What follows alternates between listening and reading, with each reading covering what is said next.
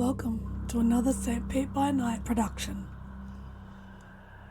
The following is rated for mature audiences and may contain graphic themes that will be distressing to some viewers. As always, we recommend you ensure the safety and well-being of yourself and those around you at all times. Viewer discretion is advised.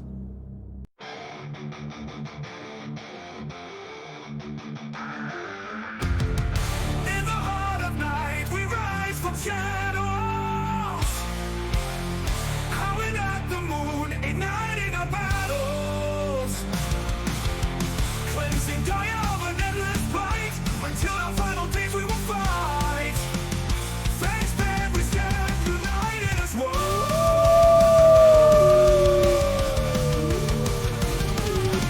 Evil spirits lurking with horror and dread. Little light leads us where the grave dare tread. Glory and honor, wisdom in our hand. Together we rise, take our final stand.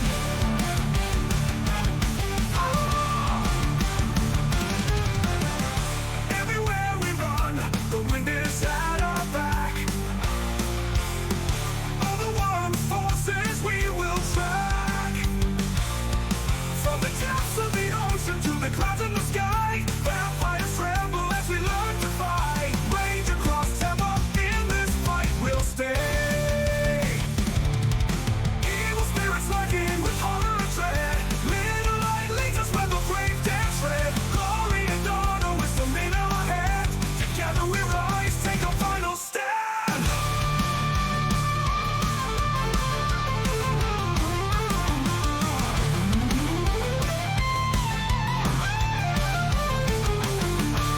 Rage across Tampa, in this fight we'll stay. Everywhere with the pack, let the night be our guide. In battles of honor, we shall never hide. They'll never hide.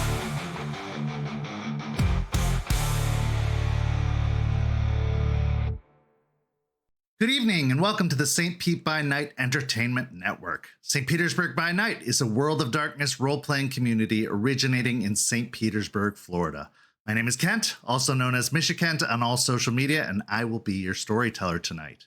It's Friday night, and you know what that means. It's time for Hounds, our Werewolf the Apocalypse 5th edition chronicle set in Tampa Bay, Florida, where a pack of young guru have traveled from Michigan to assist the Sept of the Evening Star in combating the forces of the worm, both physical and spiritual.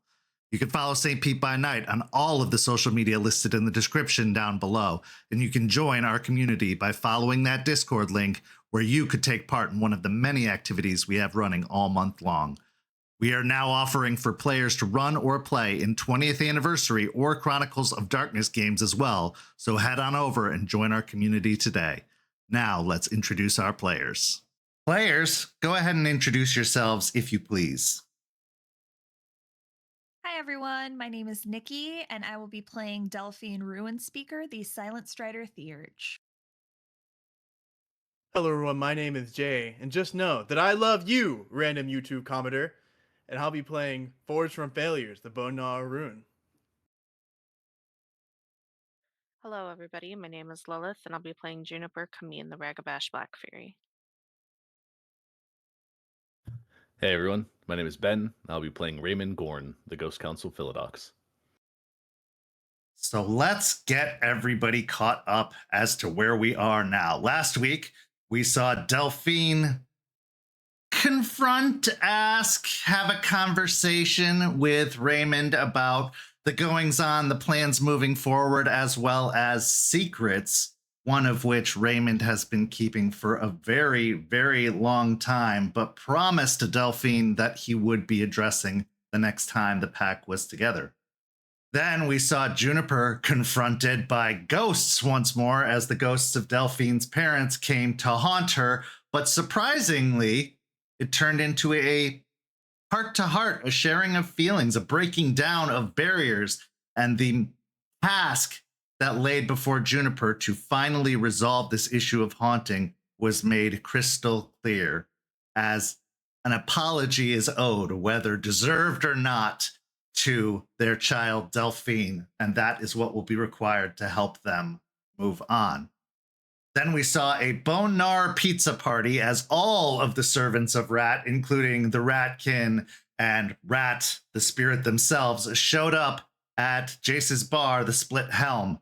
Information was exchanged, secrets were shared, and typical Rat business was tended to. And then finally, the pack came together to hear about their next mission, which is to stop a shipment from Piney Point from reaching the Florida-Georgia border and therefore possibly spreading the infection beyond the state of Florida. And then Raymond came clean about the secret that he's been keeping for so long, that he has been keeping his friend Jordan, who is currently a Fomori, hidden and secret from the rest of the pack as he tries desperately to find a cure for Jordan's affliction. It was then revealed that Forged was also talking to a servant of the worm, and quickly the pieces started to fall into place that the servant of the worm he was talking to was, in fact, Jordan. The pack has put their support behind Raymond, but under the agreement that if enough is enough, he will have to deal with the problem one way or another. So that takes us to now, where the pack prepares themselves for the mission that lies ahead, as well as tying up some loose ends and following up on some leads. Let's get to our first scene. Juniper and Raymond, there is information that you need to prepare for this Fast and the Furious-esque heist that is about to take place in just a couple of weeks, where you're going to intercept the last infected shipment that is supposed to be leaving the Piney Point facility. But the plans are for this particular shipment to head toward the border. However, you need more information about this, so you call upon the best source of information, the Glasswalker Ragabash known as Artie Garfield, who is a tech whiz, as well as, good at picking apart people's feelings and trauma and problems as well as a social worker.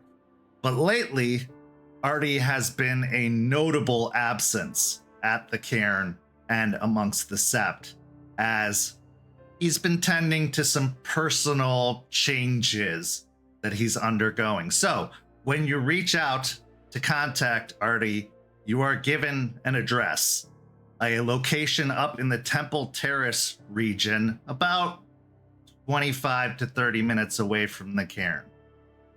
As you drive out to the area in Raymond's truck, you come upon a pretty nice complex of duplexes and apartments. You pull up out front of the apartment of Artie and Aspen. The scene is yours before you head into the apartment itself. As I pull into one of the parking spaces, put into park, kind of glancing around, checking out the duplexes. This is kind of a nice area. A little surprised, I guess. I am looking out the passenger side window, eyeing all of the duplexes. Does it look similar to the house of, the houses, the duplexes of the one guy and dog situation? No, this is a completely different complex, has no tie-ins to high-quality builders or anything like that. This is just a staple of the Tampa region. It's not extremely high-income housing, but it's nice comparably to a lot of the places in the area, especially compared to the place you both call home. Okay. Yeah, I just take another few seconds or so to get a good look of the area and nod my head. Yeah, seems Artie has done well for himself. Yeah, I mean, that or Aspen's doing well for herself.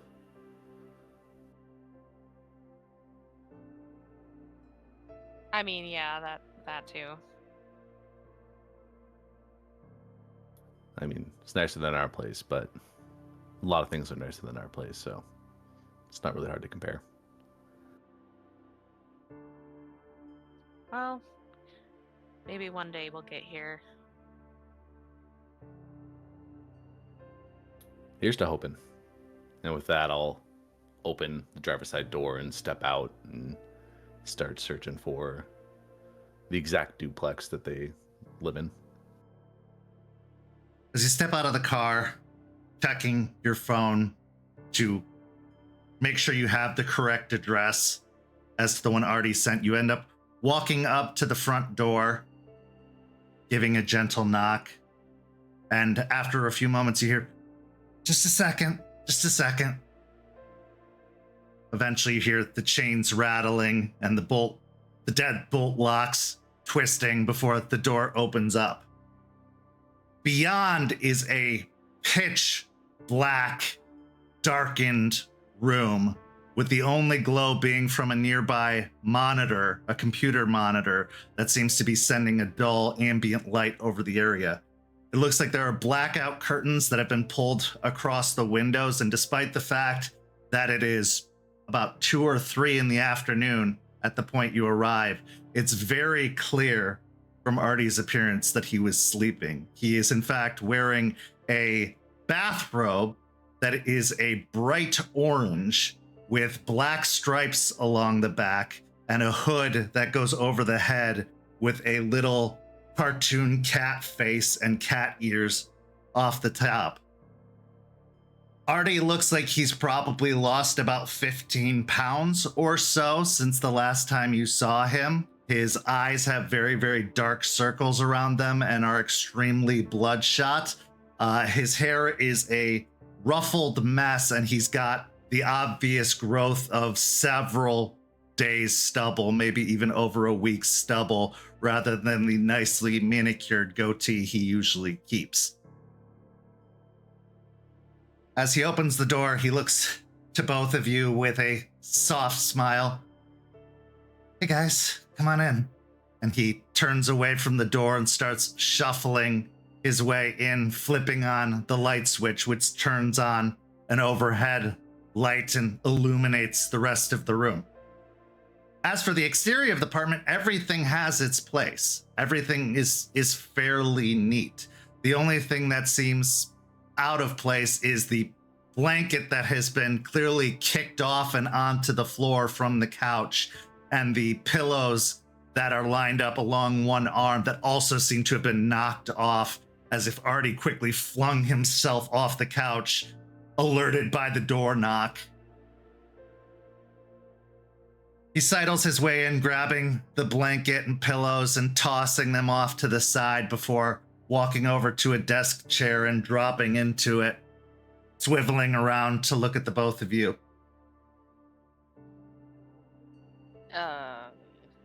I just stare at him for a moment and then look at Ray and then look back at Artie.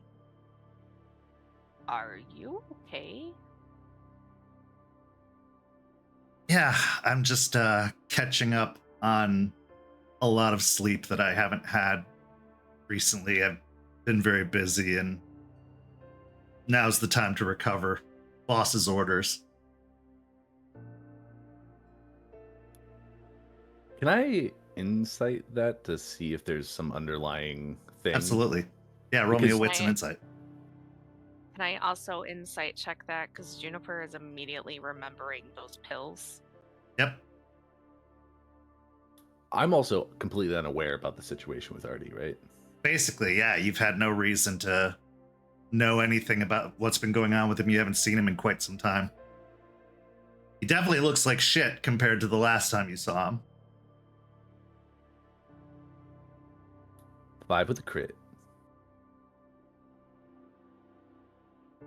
Okay, and Juniper. 5, but no crit.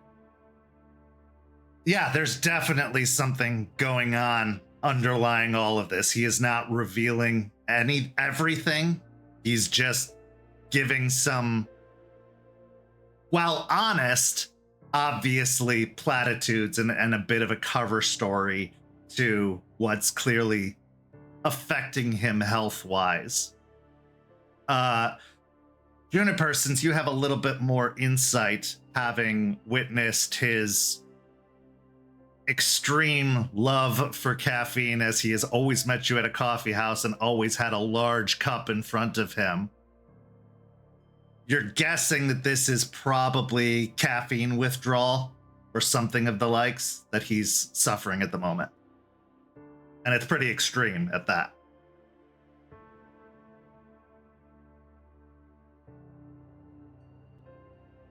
I just nod my head.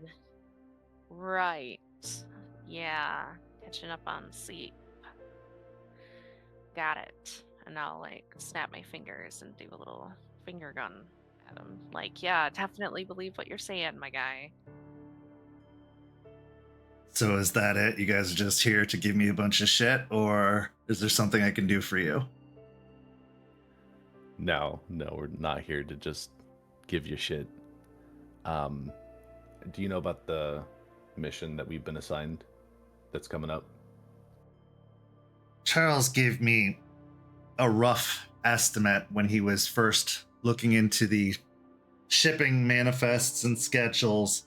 He seemed particularly interested in one, so I'm guessing that's the one we're going to be talking about.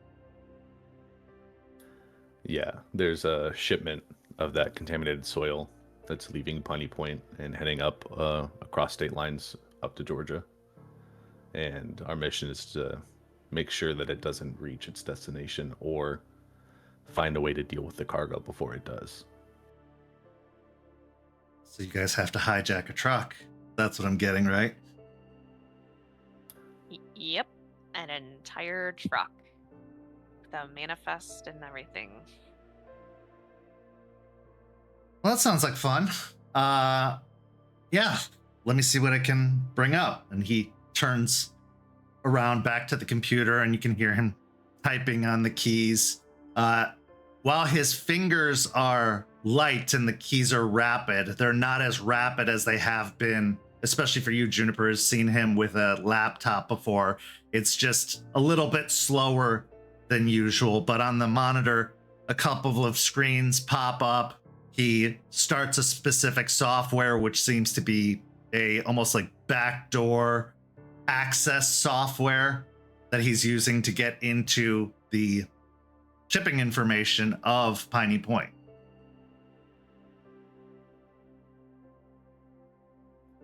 Dang. I've never really seen you work before. This is impressive. Oh, thanks, man.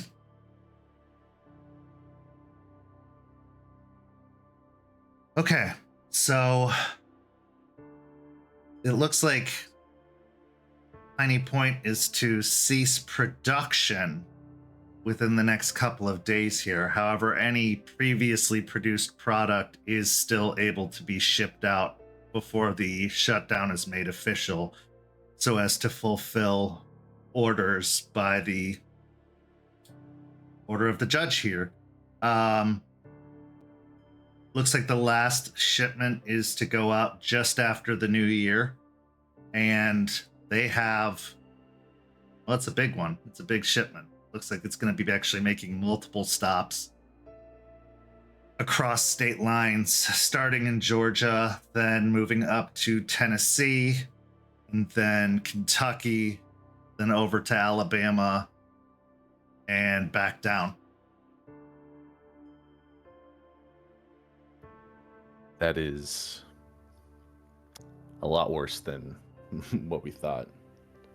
How much exactly, cargo-wise, are they going to be carrying? Well, in terms of product here, they have lots of their pre-made fertilizer planned. We're looking at probably about 25 pallets worth, each pallet containing in the realm of 40 to 50 bags each.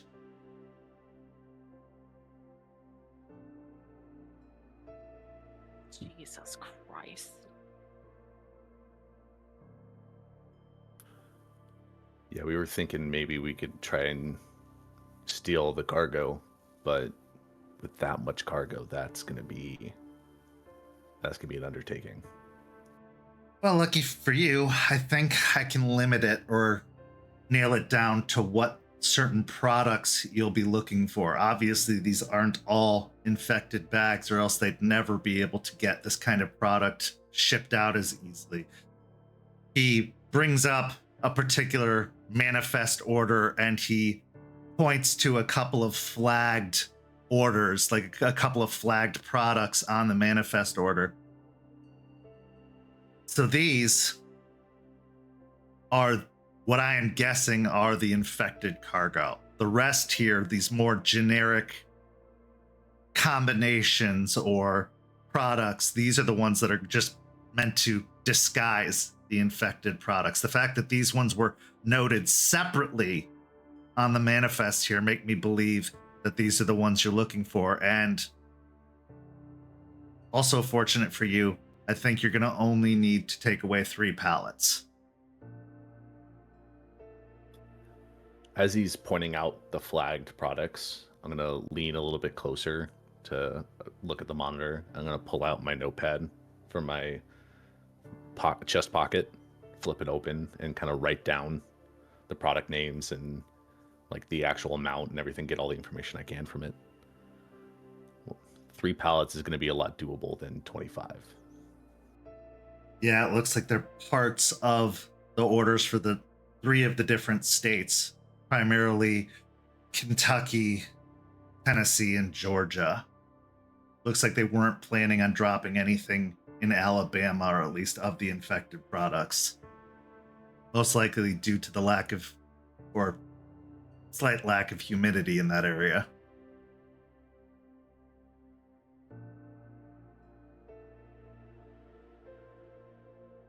Now, this is where it gets a little bit more difficult.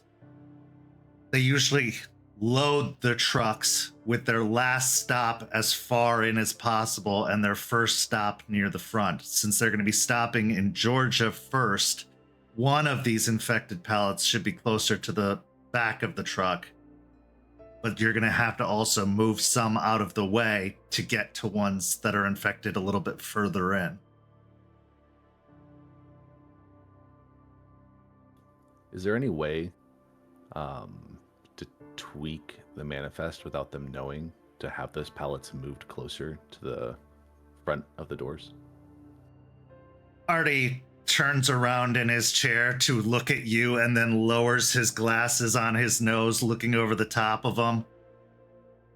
Yeah, I can do that.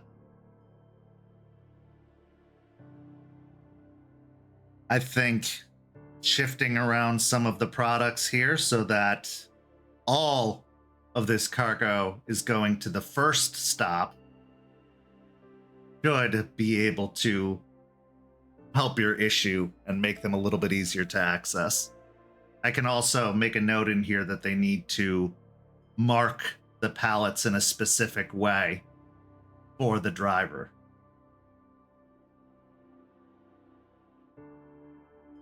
Artie, that'd be a godsend. He smiles and turns back, and you hear the tapping of keys, and you can see that he actually opens up a window that has an editable manifest in it and starts shifting lines around and adding notations to it.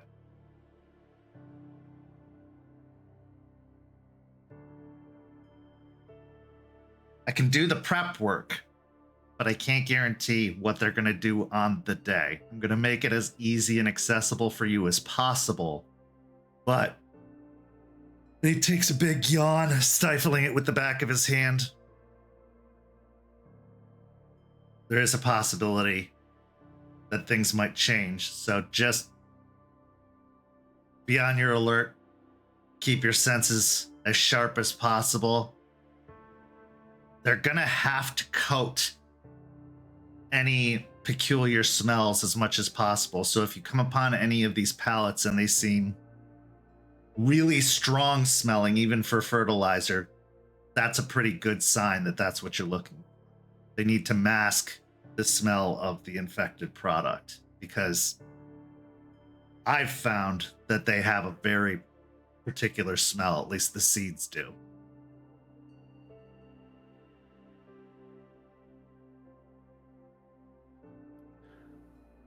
Got it. In also concerning the manifest, is it possible to also create a new manifest where these products aren't on it? So that way when deliveries happen, everything like that, they wouldn't really know that this product is gone? Or would that be too much? It's possible, but based off of the current state of affairs in this, for that business at the moment, I think they're going to be extra insistent that whatever infected product they have gets shipped out one way or another as soon as possible. I know that Aspen has plans to have them get inspected by a third party, and if they have anything unusual lying around, it could cause problems. So they're going to try to get all of it out. But I can try. Although from the looks of it, they've already sent a early manifest to the shipping company in advance.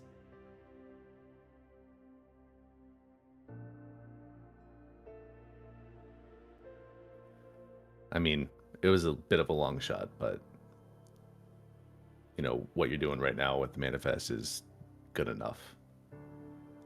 Is it also possible to, I don't know if these delivery trucks, if they have like a designated route that they take.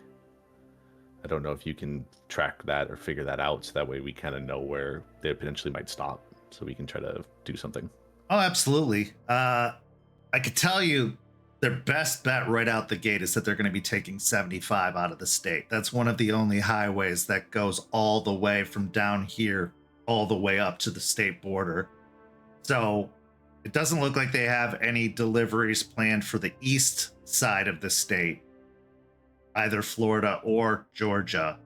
So you're looking for I-75 all the way up. That hits both or all three states, Georgia, Tennessee, and Kentucky. However, they may have to pull off and do some back road driving to get to some of the locations where they're dropping things off. But for the most part, 75 is going to be your best bet.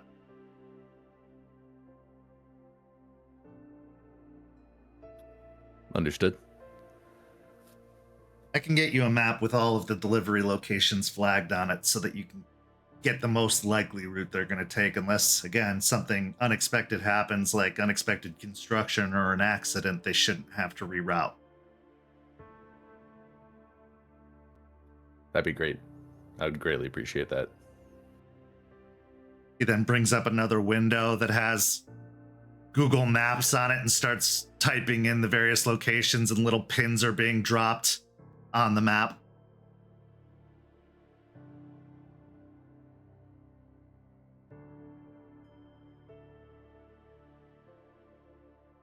So, aside from this, how are things going with you guys?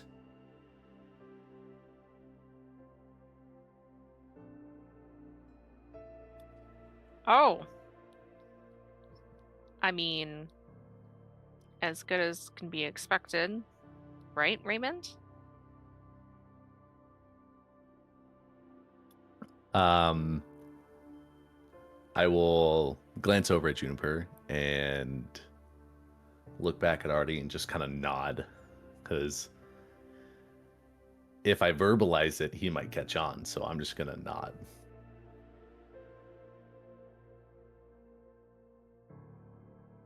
He stops typing for a second and then looks over his shoulder. He used the hard D. His name? Are you talking about his name? Yeah, as far as I know, most of you refer to him as Ray. I mean, I do use the two intermittently. I see. But As far as I know, everything's going really well. We've been having a lot of pack bonding lately. Give And me a being vulnerable. Give me a with each other. manipulation and subterfuge.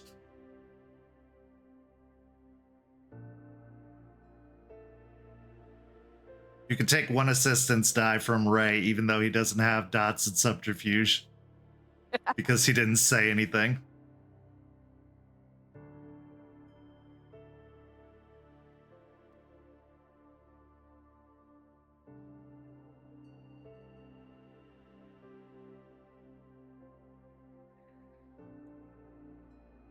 It's going to be a whopping 2 successes. He nods a few times before turning back to the computer, and the typing starts up again. I heard the last encounter you had went off pretty well without a hitch. I mean, we completed the mission and nothing major went wrong, but a few of us got hurt. A little more hurt than maybe we were expecting. But overall, yeah, the mission went really well. Good. You could hear a printer kick into action as pieces of paper start getting printed off from one of the screens that he's got up. And what do you have planned for this particular mission?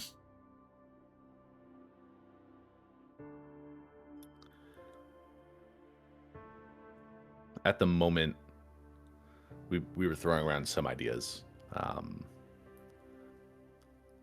You know us, the first thing we thought of let's blow up the shipment, but probably not a good idea to be more, we had to be a little bit more subtle on this mission. So it's kind of gone to what we kind of said already, trying to steal the truck or steal parts of the shipment.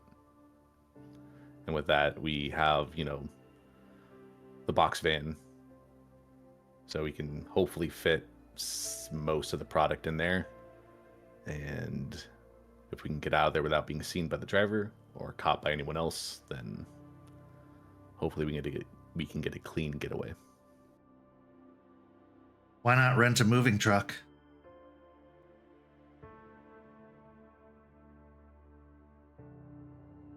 We do that as well. We planned a little bit beforehand. Charles told me about a week ago about the mission, and we only had time for one pack meeting to talk about the mission. So it's still in the conceptual phases of the plan. We haven't set a concrete plan down yet. Fair enough. Just a suggestion. As he continues typing, he brings up the map again and starts dropping different colored pins in different locations. And you can see there are many, many more pins this time that he's adding. Okay, so I'm marking all of the truck-friendly gas stations and truck stops, as well as rest stops along the route. Not sure he's going to use, or they're going to use all of these, but good to have at least an idea of places they could stop so that you're not caught off guard. Charles did say that the driver's most likely a normal person, so more than likely he'll eventually stop at a rest stop. I'd hope so. They had one of those infected out on the road. Be like landing a plane on the freeway.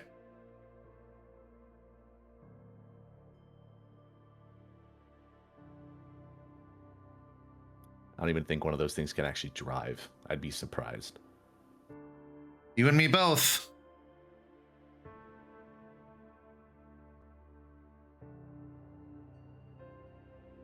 Juniper, what's new with you?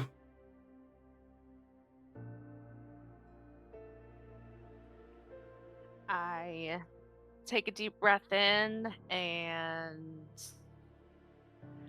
just kind of shrug my shoulders and lift up my hands a little bit in a shrug. I mean, nothing too much. You know, just getting closer to everyone in the pack and learning more about them each and every day, you know? Learning more about myself. And yeah, you know, just mending things that got a little bit broken along the way. He nods his head a few times as he's listening. You gotta do the work, I guess. Oh yeah, you gotta do the work. He rolls over in his chair to the printer and grabs the stack of papers before turning back to both of you and holding them out. Okay, so this is a copy of the new manifest. Here is the map with all of the points along the route, as well as the destinations. The destinations are highlighted in red. The truck stops are highlighted in yellow.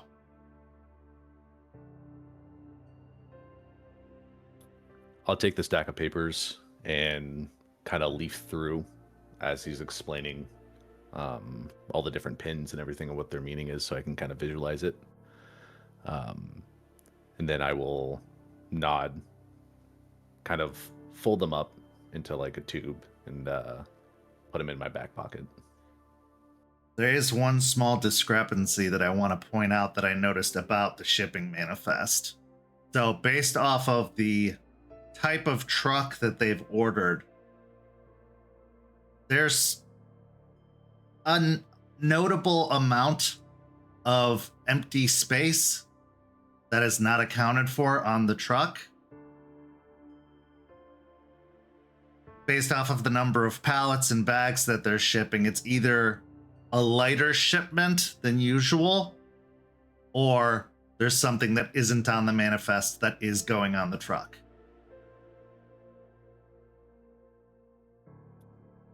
I'll frown at that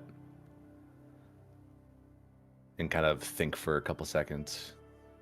Or because it's the last shipment of infected goods that they're shipping out, they have something in there to help protect it. Could be. I know they were forced to cease actual production, so it's very possible that they had to limit how much they're shipping out because of that, but I think your instincts are probably correct.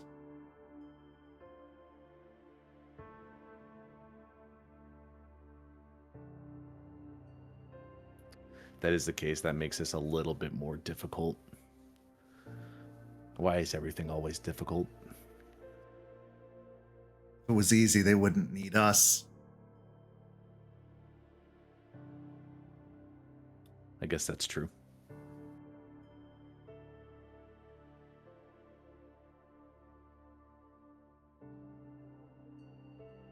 Okay, so you got the map, you got the manifest.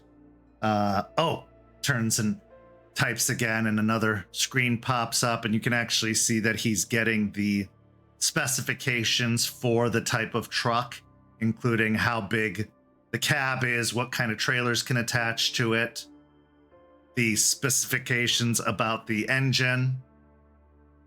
He prints all that out and turns and passes it to you as well.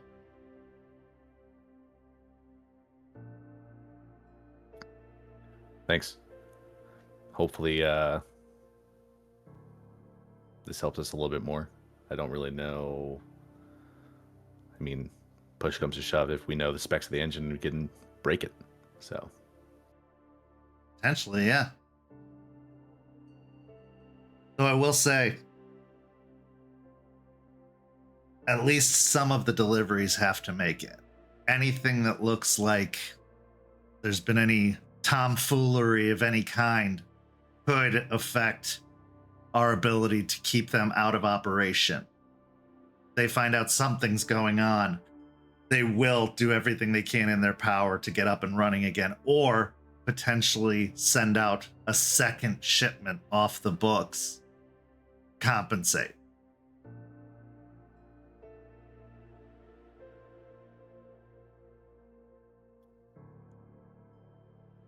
So if, just to be sure that I'm understanding, so if all the shipments that aren't infected make it, they don't have probable cause to send out a second shipment if just Correct. those 3 pallets are gone? Yes.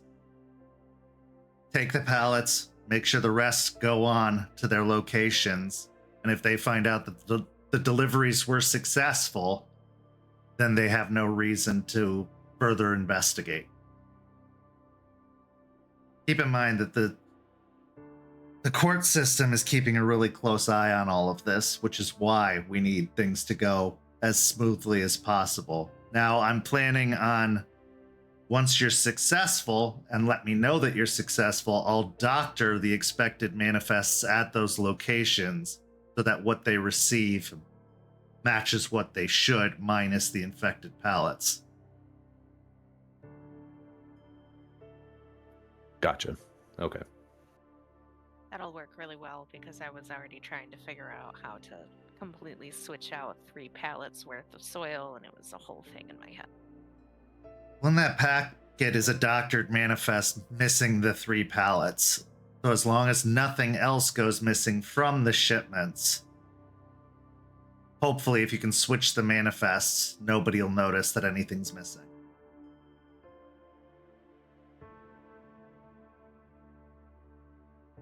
Do shipments like this usually have a physical manifest in the cab of the truck, or is it all digital at this point? Well, a lot of shipping companies have moved to digital. Some still have hard copies that they have signed off on, paperwork that they can file, so that they don't rely solely on digital manifests. Now, of course, Piney Point has also adopted a more archaic style of shipping, probably due to the sensitive nature of what they're shipping.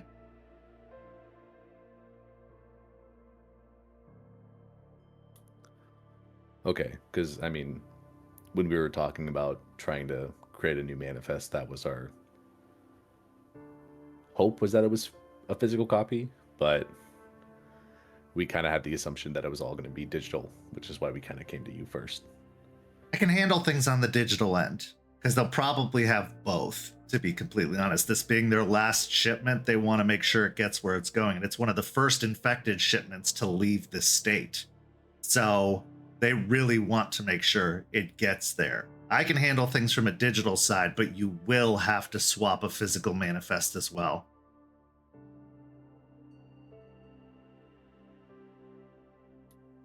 Sounds easy enough.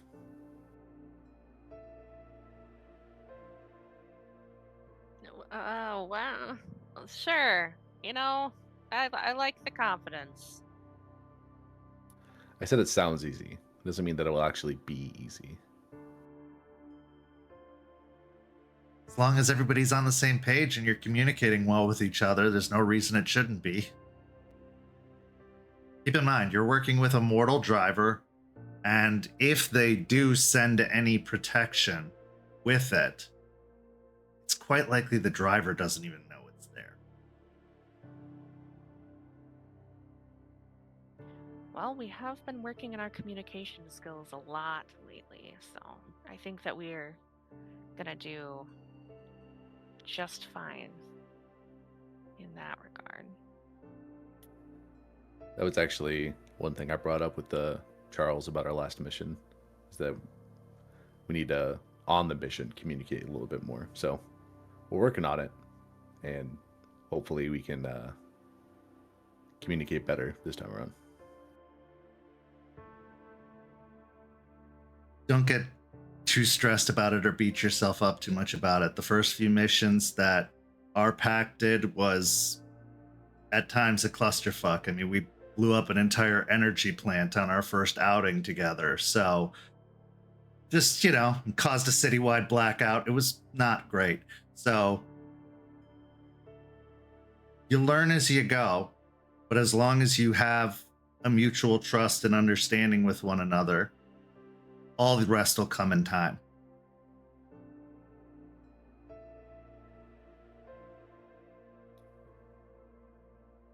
I will kind of look at Artie, eyes widening a little bit at the mention of a blowing up a power plant, and then nod.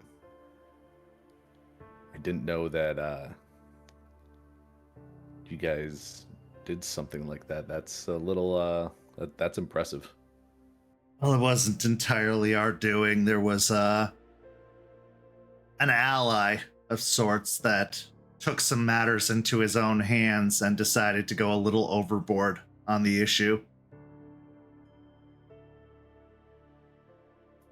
I'm guessing they weren't so much of a trusted ally. Well, not really. I mean, but they were one of the only guru left in the area, and most of the others had just recently arrived, and so we were doing the mission for them, and they didn't tell us everything to expect. So a lack of communication.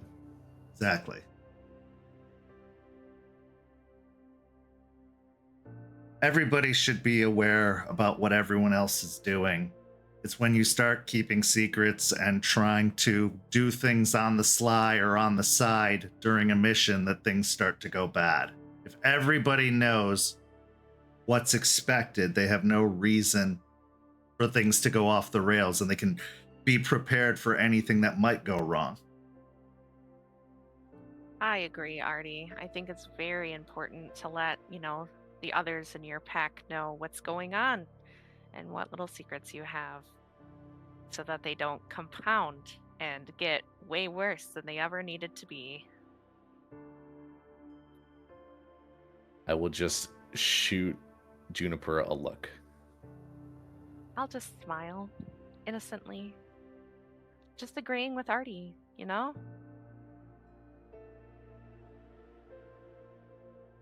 Okay.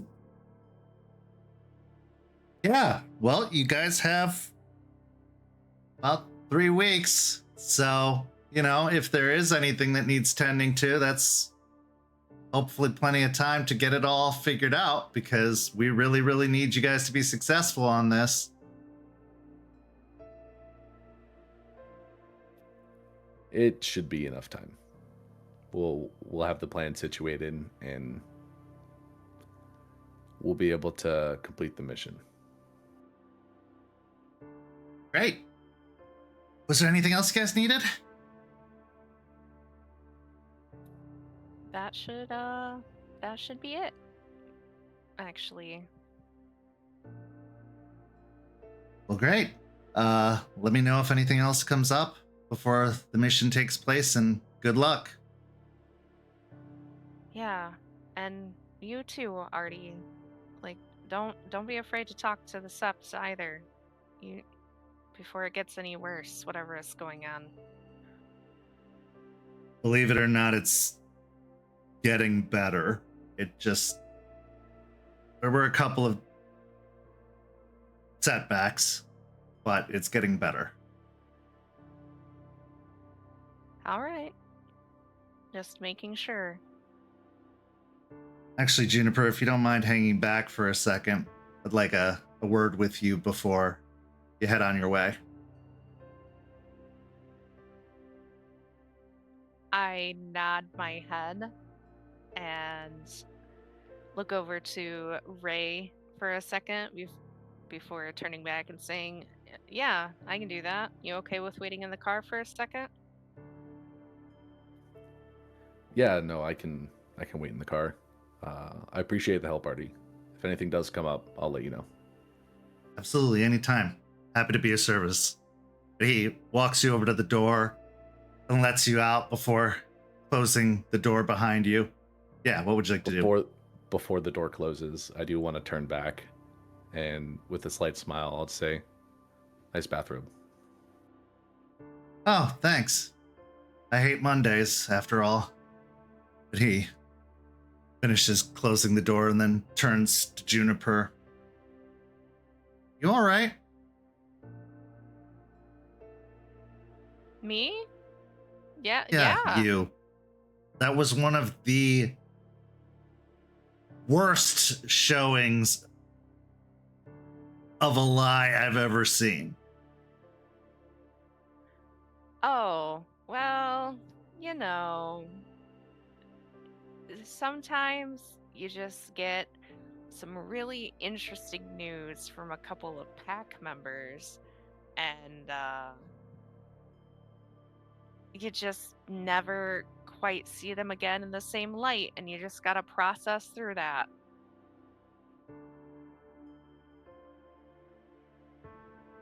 He considers that for a moment.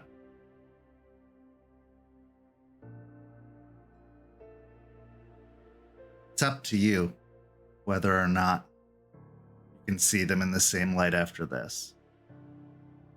Everybody makes mistakes and nobody's perfect.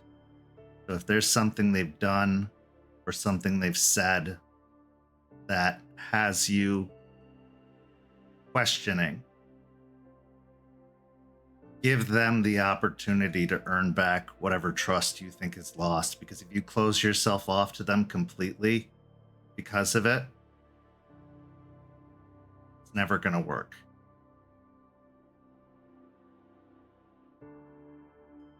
Oh, I know. I'm not.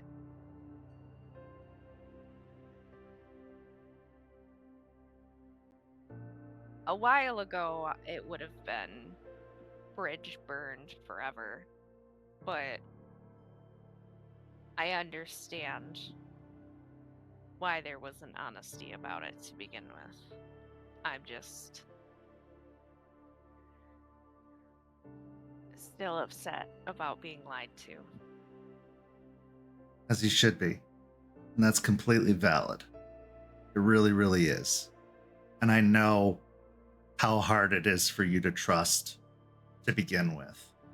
You've been thrust into a situation with a bunch of people you probably wouldn't have thought twice about in real life before all this.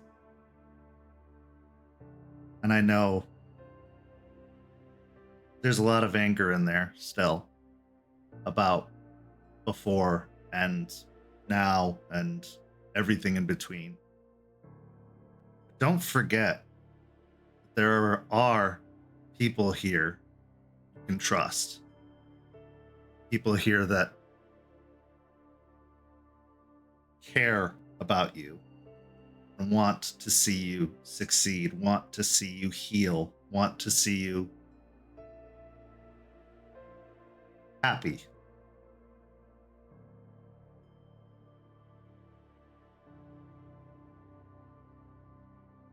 Yeah. There's definitely a couple people here at least. It's in our nature to question everything and to be the devil's advocate or see both sides of the fence. But we're more than just our moon sign. Allow yourself to be appreciated and respected and maybe even loved. Because yes, it will never replace what you've lost or what any of us have lost, but maybe, just maybe, it'll create something new. And I can tell you from experience, if you shield that, lock that, keep that out, you'll be missing out on something truly wonderful.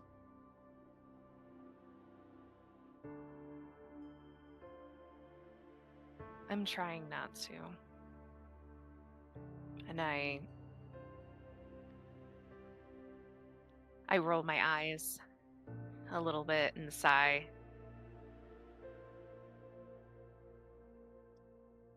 I have to fix some things before I can open myself up like that.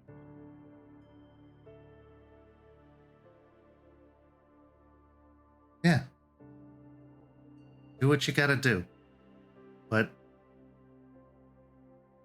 remember that the people around you that are, the guru around you that are making mistakes, they're not the ones who did anything to you. They're having their own struggles and troubles. what they're doing isn't meant to hurt you. It's because they're broken in their own way. So it's not a personal betrayal, it's a building of trust. If that makes sense. It does. And don't tell anybody that I said this, but I'm not so perfect myself. Shocker. But no, I promise I won't tell anyone. If you ever need to talk, I know I'm looking like ass warmed over right now, but I'm still here for you. I always have been. I always will be. We got that bond that's you can replicate. So come talk to me when you're feeling angry or frustrated or overwhelmed. Because believe me, I've been there. I get it. And I'm willing to hear you out. Even if you don't need advice or anything else. This is a safe place, and I know that sounds so fucking cliche, but you always have privacy with me.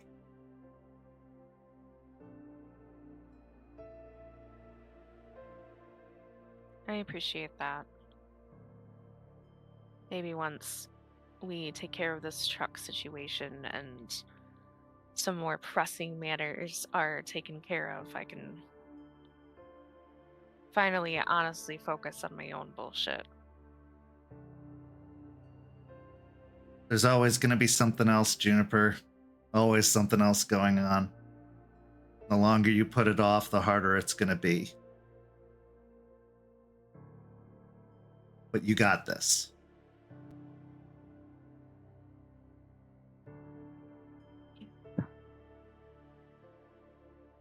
So do you, Artie. I'm trying.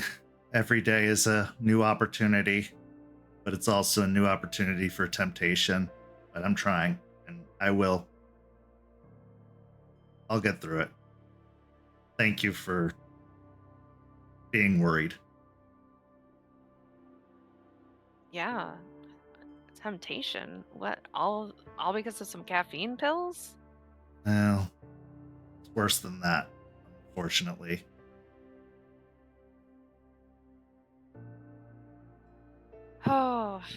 Oh, man. It's a slippery slope, isn't it? Yeah. When you feel like you've got the world on your shoulders, you'll do anything to try and keep it up there for as long as possible. But there's a reason we aren't a pack of one. And I'm having to remind myself and remember that everything I do helps. Every way I contribute helps, even if it's not in the obvious ways. Yeah. And if you get overwhelmed, don't hesitate to ask for some help. I'm not a tech whiz like you, but I do know my way around some things. I can help offset some of the work. Well, maybe we make you a tech whiz like me when you're, open to it.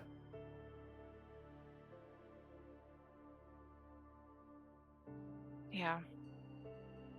We'll both figure it out. We will. I'll run along. I'm pretty sure Ray thinks that we're talking shit or spilling secrets. Let's make him all the more suspicious. I'm not sure that he's the one that thinks everybody else is sus in the pack, but yeah, you're right. I should get going. He goes back over to the door again and opens it. And as you pass by, he reaches out to give you a pat on the shoulder. I'm really glad you're here.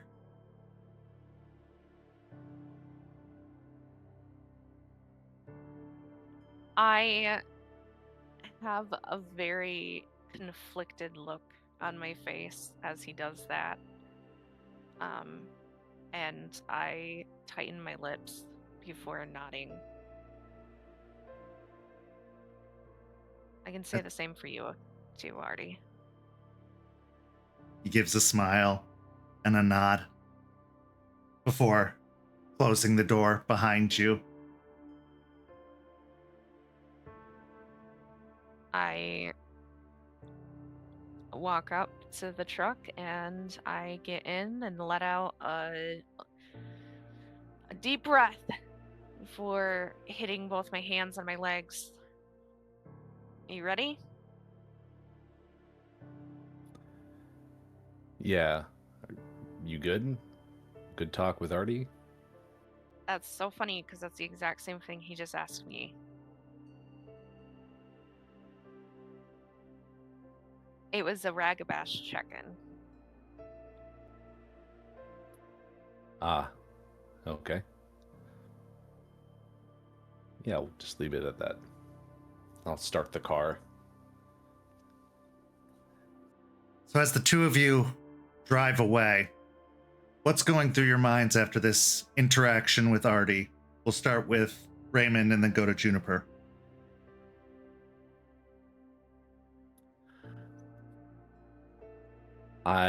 I'm happy that it was easy.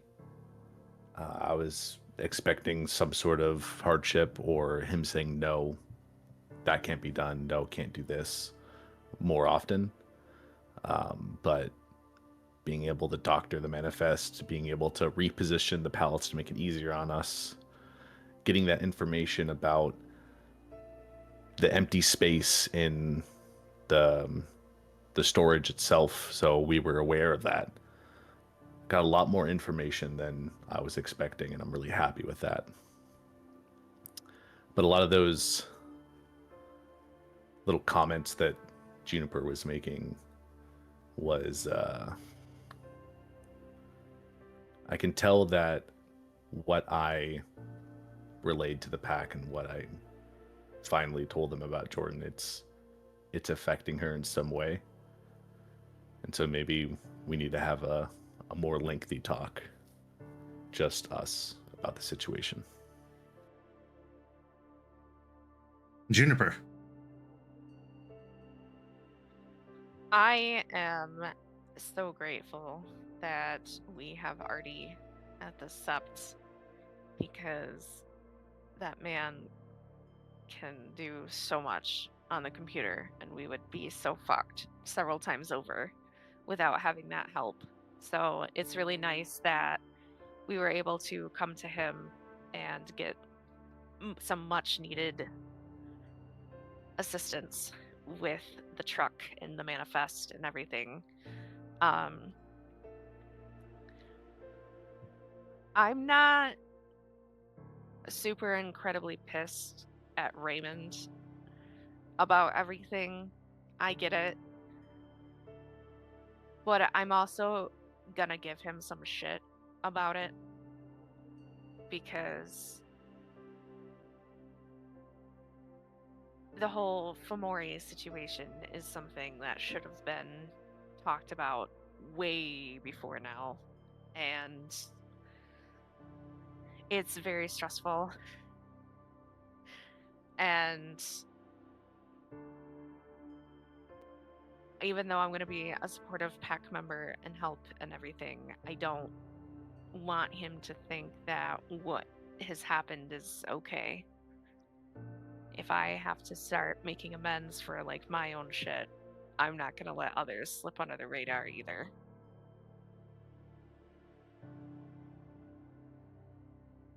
And with that, we transition to our next scene. In our next scene, we find ourselves in the parking lot of a series of storage units belonging to Alliance Storage. Now, Forged, you were given a key to one of these storage units by the Ratkin at your pizza party. And we're told there might be something very interesting inside waiting for you, something that might give you some important intelligence. Now, they didn't go into detail about what that was, but they said, be ready when you do go to look. Make sure you're in the right mindset. Rain beats down on the aluminum roofing, and the occasional crack of thunder and illumination of lightning on the horizon can be seen. The two of you are in the delivery van that has been your primary source of transportation for some time. You brought the van specifically because you weren't sure if this was something you'd need to take with you. You weren't given any details or information about what could be waiting for you inside, so you wanted to be prepared. You also brought help by way of Delphine, who has been growing closer and closer to you as time progresses, especially since you went with her to the first NA meeting that she attended. So as the two of you are sitting in the van outside of the particular unit listed on the tag, the scene is yours. Delphine is kind of grimacing up at the rain and sighs at Forged a little bit. Why are we gonna move stuff if it's raining outside? We're gonna get soaked. Forge right now, not wearing a lot, like, clothes, to be honest, pretty revealing with his outfit. He just, right now he has, like, some rock song playing, he's headbanging to it. He'll turn it down when you say something and look over. I didn't know you were scared of a little rain, Delphine. Come on, isn't this, like, all spirit stuff? I mean, it's the tears of Gaia falling down on us. I mean, it's no problem, right? She just shakes her head. I don't like having to wear a big chunky sweater that feels 5 pounds heavier from getting waterlogged. But, so, you said that some rat dudes told you to come here? Yeah, they're the little Ratkin homies that I met while wandering around Ybor, and then figured, kind of interact with them again. They seem like a good source of information, so I figured I'd make a little rat reunion going on. Had a little pizza party we hosted. Went pretty well, actually. Guy, kind of running the rat pack. At least what I call him. I don't think they go by that name. I don't think they accepted it yet, but we'll get there. He gave me a key to the storage unit, said there's something interesting there. Apparently having to be some sort of right mindset. I don't know. Apparently it was waterlogged. So I'm thinking, like, maybe some sort of car, like, something I was lost in a lake that we could probably salvage for good money. I mean, hey, like, extra $500 for us? That'd be pretty nice.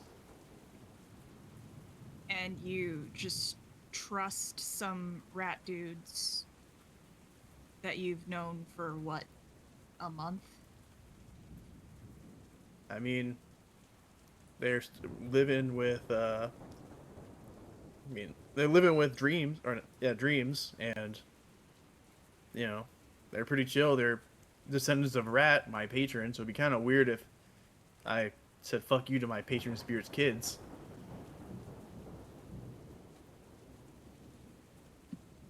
Kent, I would imagine that in my education classes with Charles, I've learned a little bit about the War of Rage at this point. And Absolutely. Absolutely. She'll take a deep breath. Forged, not all changing races like us, you know that, right? I mean, so I remember that lesson, being told, like, hey, be careful of, like, other stuff, and, like, I remember hearing about werebears and crocodiles. I mean, I know they're out there, but I mean, bro, it's the rat bros. We're all rats. Why would they fuck over the rats? No. That's not... No.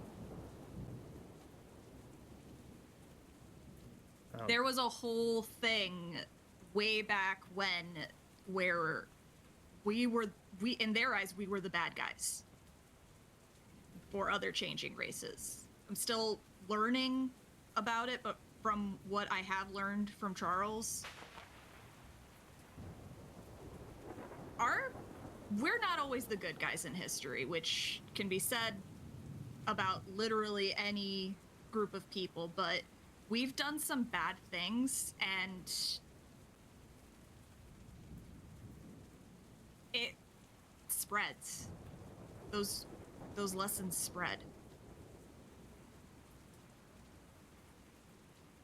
So you're thinking the Rat Pack who got drawn here, I guess, by like the cool stuff, whatever the hell, making everything come here, who also decided to live with dreams, who also helped me with this and gave me some information. You think that they're gonna betray us, or like? No, but I also don't think that. She takes a deep breath and lets her head fall back on the headrest of her seat for a moment, kind of struggling to put this tactfully. Forged, you trust too easily sometimes. You're quick to tell people things without really knowing who they are. The stuff you told me about Vanessa, that was bad. And then we found out the stuff about Jordan.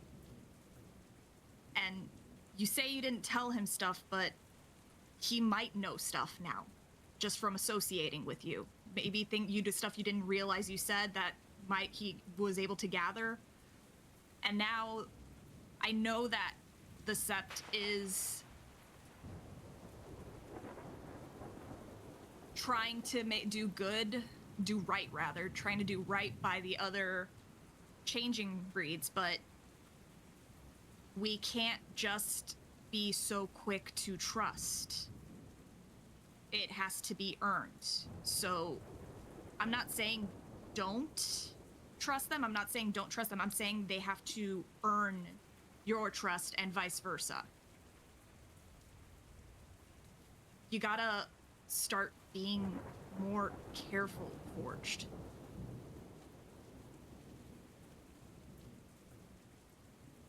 At this point, Forge completely turns off the music in the car.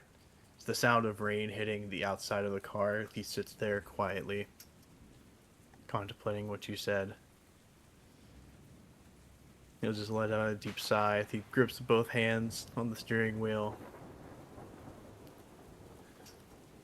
Look, dude, I know I made some fuck ups. And I mean, it's probably not half wrong with that shit. I mean, they probably got their own motives. I mean, I don't think they make that super hidden. If you help them, they help you. So they're kind of one shit from you, but look, I'm trying to be a better man, okay? I know that some of that shit that I fell for with not me being a better guy or being a, smart dude. But this time I'm trying to make connections with other people that can get me, They're also rats. They're also dudes who had to live on the streets and see the rough and tumble of it. I didn't have it as rough as they did, obviously, but I mean, they know to stick together. They know the values of rat. And I mean, like, I ain't all those werewolves that screwed him over, and they ain't all the, changers from back then. I feel like shit should be done now as opposed to how shit was done then. Yeah, you would think that people would learn from history, but literally look at how the country is right now. Not enough people learn from the mistakes of the past. you're doing right by, I'm not saying you're doing wrong. You're doing right, in my opinion. Like, from what I learned from Charles, what we did on paper, real bad. Really bad. But there are Geru who aren't doing what we do. There are Geru out in the nation that are would probably see what we're doing here and think that it's a huge fucking mistake. Because that stuff carries over. And there's probably people in the changing breeds and in the gator changing breeds and the bears and the bats that think that way too. Hate is taught.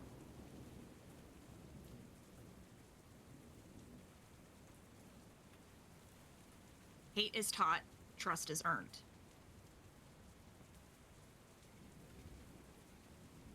So I guess this can be a good start then. If this information turns out to be ass or not that great, then, you know, hey, I guess we got to take more steps for it. But if it turns out to be something real useful, then, you know, maybe it's something worthwhile to keep with them. Yeah, and I do think you're doing better, Forged. I do. I'm the first person who will back you up. You are doing a lot better than from what you used to be. And honestly, I think out of all of us in the pack, you've made the most significant change. That is just an undeniable truth. But you still have a lot. You still have a lot to learn. We all still have a lot to learn, and I know Arun don't generally work with spirits, but I don't think it would be a bad idea if you sat in on some lessons with Eliza or Shawn and maybe learned about the worm a little bit more. Because you were straight up talking to what to me sounds like a Fomori. As much as Ray wants to deny it, that's what it sounds like. You've been talking to one you didn't even know what you were talking to for a while, from what you told us. I knew it wasn't any good, but I don't really have the, you know, same training as you guys do for identifying shit. I mean, it's usually pretty easy to tell what they are, but I mean, dude gave me some.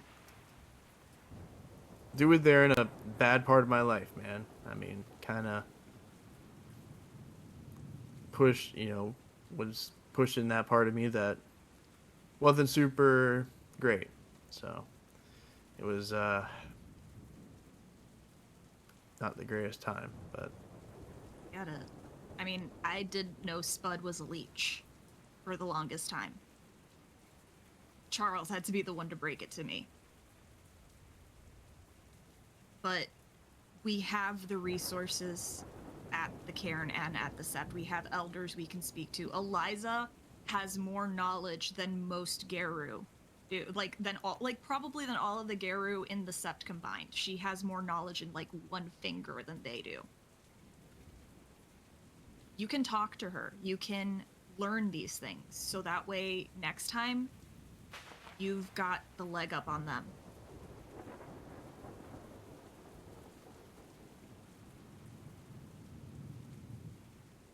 Word contemplates the idea of being forced to study, which is not very appealing to him.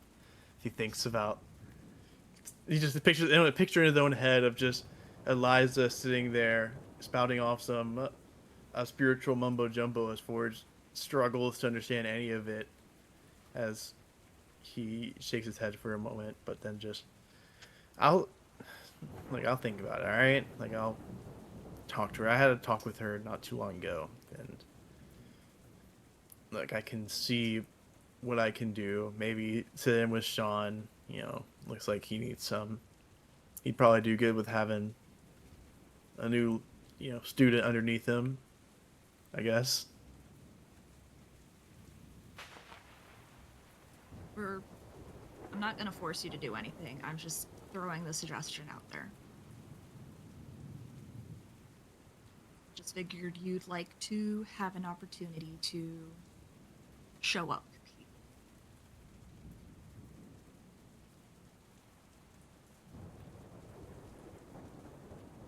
The deep breath from Forge. The nods. And then he'll... What you want to get off your chest here? Do you have anything else you wanted to say before we head in? I at least want to... I can give more thought to it after I figure out the hell's going on with this thing. Because once I figure this out, then... then I can at least... Maybe I gotta spend more time with the rat bros, or... then I can... They're proved to be shitty, worthless guys, and maybe I can go hang out with Eliza. We could always talk more. That's neither here nor there, but that's the main thing that I was thinking about. And that was bugging me.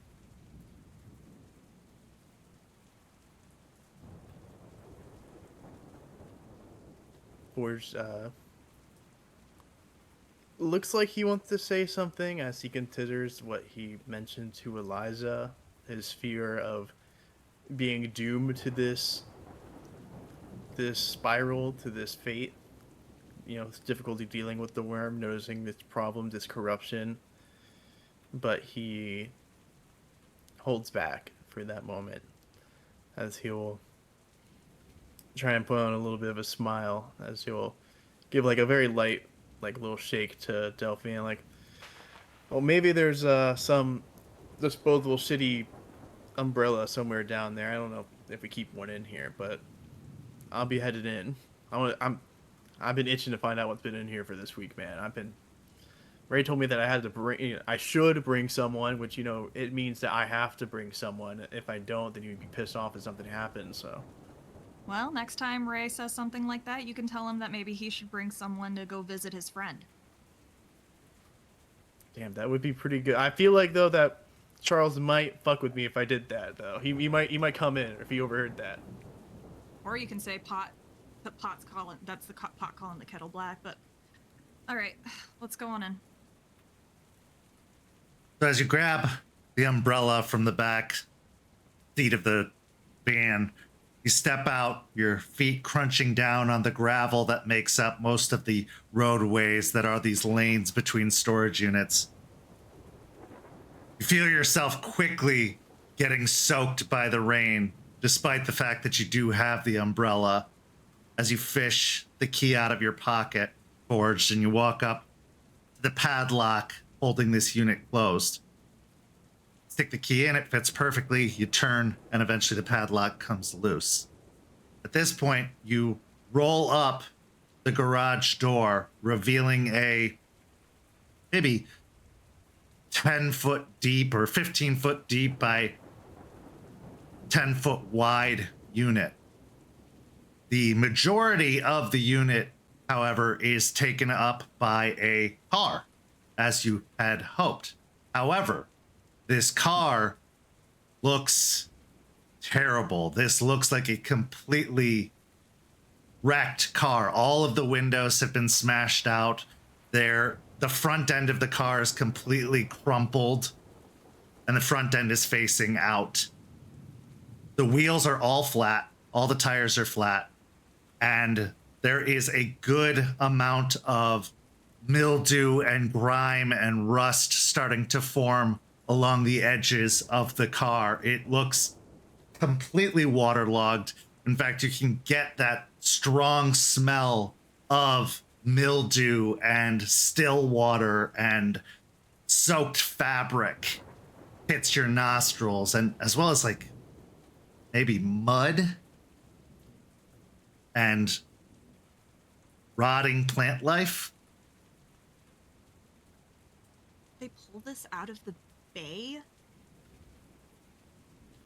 Does it have like a license plate on it? There is a license plate around back. As you step in and start walking along the side of the car and peek around back, you see a Michigan license plate attached to the back of the vehicle. You also see that there is a sticker placed on it saying that this came from a police impound for evidence. That's not good. It's from Michigan and from some police impound for evidence. Look, if I sold this, I probably only get like, I'd be lucky if I even got 100 or even more. I guess it's probably something else then. Why is a car from Michigan all the way down here in Florida? I guess that's what we're here to find out. If you kind of like starts walking up to the car, examining it further. Give me a wits and investigation. I will assist him. I can do that. Do I get my favor for Rat Yes. finding something lost or overlooked? Yeah. It said wits investigation. Okay. What's my rage at? I'd say you're at a rage 2 at this point, having seen that this is a Michigan car. You can't help but start to scramble in your mind over what the possibilities are. I'm gonna spend a willpower real quick. That was a terrible roll. Oh my god. 1 success at least. Okay, so as you are looking over the vehicle, your mind is pretty much focused on the fact that this car has no value, to be completely honest. To even sell it for parts would probably be difficult to do, as the car is completely totaled. You can't even salvage the glass from the windows. The mirrors on the side have been broken. It is a complete waste. However, as you look inside of the vehicle, you notice that there is a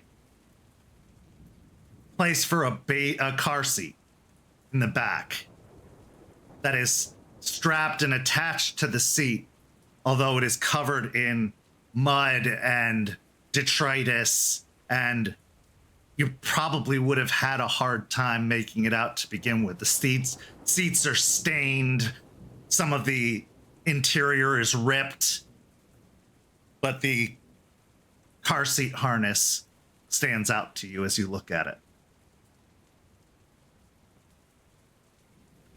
I will see this car seat harness and kind of pause, seeing Forge's eyes go wide as he will slowly reach in and like try and just wipe off some of the mud and grime to see if this looks familiar to him at all.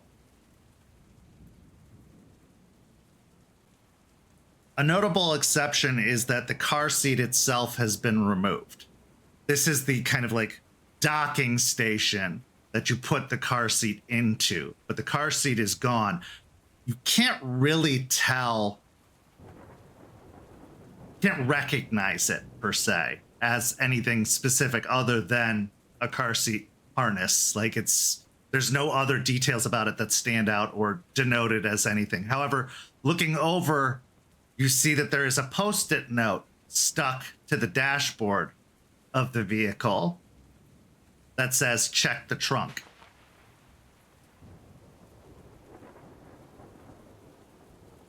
Looking confused as this looks presumably a lot fresher and nicer than the rest of the vehicle, Forge sticks his head back out as he'll slowly walk over to the trunk, kind of motioning for Delphine to come over. As he'll say, "Well, I guess there's something back here. I swear to God, if this is another fucking abomination, I will..." I mean, if they put a plant zombie person in the trunk wheel, then that's a pretty fucked up prank. If you want, you can roll a wits and awareness at the back of the car to see if you hear any movement or anything inside, or if you can pick up any particular smells. Yeah, I'll do that. don't mind.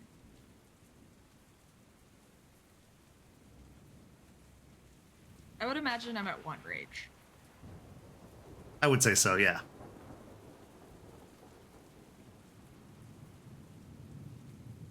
That's a whopping 0 from me. I'm only a little bit better. I got 2. So as you're primarily focused on just getting into the trunk, Forged. You don't really pick up on any other details. Delphine, opening up your senses as best as you can to the vehicle, you smell that very mildewy smell of wet interior, wet fabric. It smells like pond scum, basically. You don't hear any movement. The car's not shaking. There's nothing that would give you the belief that anything is inside the trunk. It is a luxury sedan, or at least was at one point. So it's got a pretty decent sized trunk. Definitely enough to hold a person, possibly, but yeah, the nothing is giving you any illusion that there's anything moving or alive inside. I'm gonna go over to the driver's side to find the little latch to pop the trunk, but while I open the door too, I am going to try to like get a picture of the VIN for the car, and also like if I can the license plate, and I will just text it to Artie, just being like, hey, just texting him, just being like, hey, I know you're resting and everything, no rush, but if you can check these out when you can, would really appreciate that. Hope you're doing okay today, bud. Get a thumbs up in response. And I'll pull the lever to pop the trunk. As the trunk comes ajar, popping open, that really damp, fabric-y smell just overwhelms your senses. This trunk was obviously filled with water at one point, and all of the interior lining has gotten soaked beyond repair, beyond any kind of ability to dry out. And you can see mud stains on the interior. But Forged, you can't recognize any of that or pay attention to any of that. Because as you look in the trunk, you see a suitcase and a baby bag. And those, unlike the harness in the back seat, are recognizable.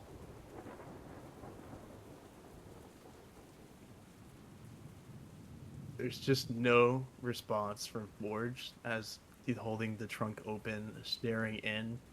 Maybe just the slightest, like, almost choking of a word dying in his throat as he goes to say something but can't quite verbalize it, as he just stands there, drenching wet, just staring down at this. The feeling of, like, that pitfall of despair in his chest, knowing that what this is. Forged. And she'll like get out from the front seat and just head on over to him and look at he's just fully shell shocked, essentially, is how you're describing it, Jay? Yeah. He's just like in utter shock of what he's seeing, in despair of just knowing what this means. Give me a composure and resolve there, Forged. Hopefully the dice don't continue to tell the story they've told so far. I don't have high hopes. Well, viewers, I don't know if you're gonna guess this one, but out of the nice, juicy 0 successes. Do you have willpower? Do you have willpower? Girl, the dice are telling a story. I'm letting them roll. Okay. Okay. So, as the sight, the smell, the entire situation enters into your consciousness, you feel an overwhelming inability to stop yourself from telling stories in your mind, playing over all of the possibilities that could potentially lead to a situation like this. Did they drive off the road? Did they get crashed into? Are they alive? So far, the story seems to tell that possibly not. There's a lot of evidence here to say that this was bad. Very, very bad. You feel your heart start to race, pounding against your chest. You feel your mind start to blur and turn red as you go into Krynos. Oh boy. Oh no. With a moment, the hood or the trunk top has been torn off and the back of the car is being lifted up into the air as if he's about to throw the vehicle outside of the storage unit. Yeah, cool. When I see him go Krynos, I would like to retreat out of the storage unit, and I would like to pull the door down.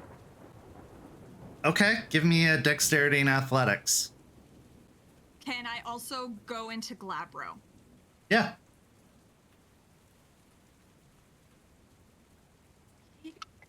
I passed my rage. Getting my new Delphine reactive for Glabro. All right, Dex and Athletics. Yep.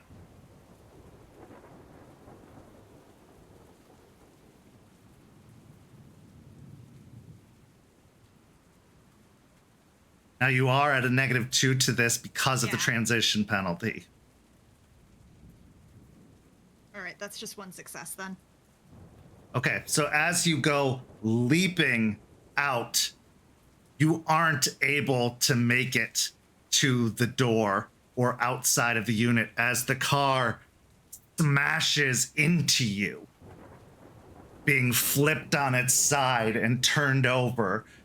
Take 4 points of superficial damage already halved as you are basically hit by a car.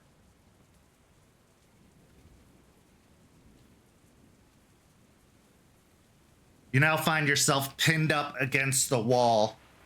This chunk of metal just pressed up against you. Nothing has cut into you, stabbed you, done anything like that. It's pure blunt force trauma at this moment, as the vehicle has been flipped on its side, pinning you up against the wall.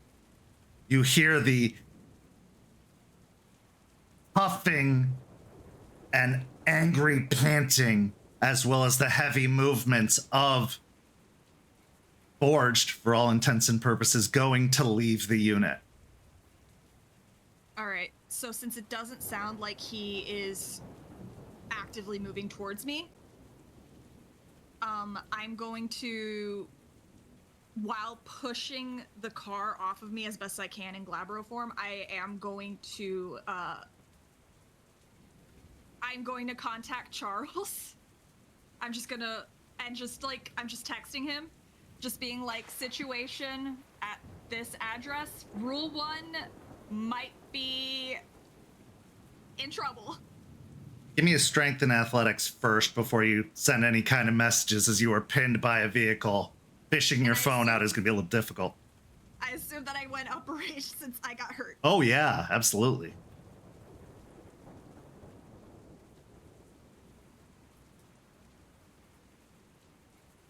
That's better. That is okay, hang on. Okay, yeah, that is a 7. That would be 6 with a crit. Okay, so you're able to push the vehicle off of you, sending it falling back the way it should be with a heavy crunch of metal. Assessing the situation as you scramble for the phone in your pocket, you see that Forged has moved out into the driveway and is now smashing in another one of the storage unit doors, raking it with claws into the metal, tearing the metal off of its track and discarding it off to the side. You send the message off, but you do not get an immediate response. I figured. This is mainly just being like, hey, just a heads up. I would like, seeing Forged, attacking the... I would like to just check to see if there is anyone else around, if there are any cameras. Sure, give me a wits and awareness.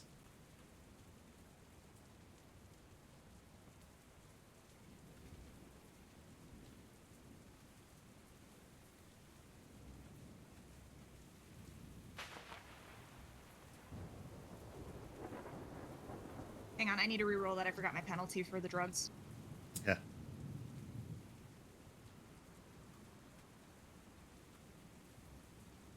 Two successes. Okay.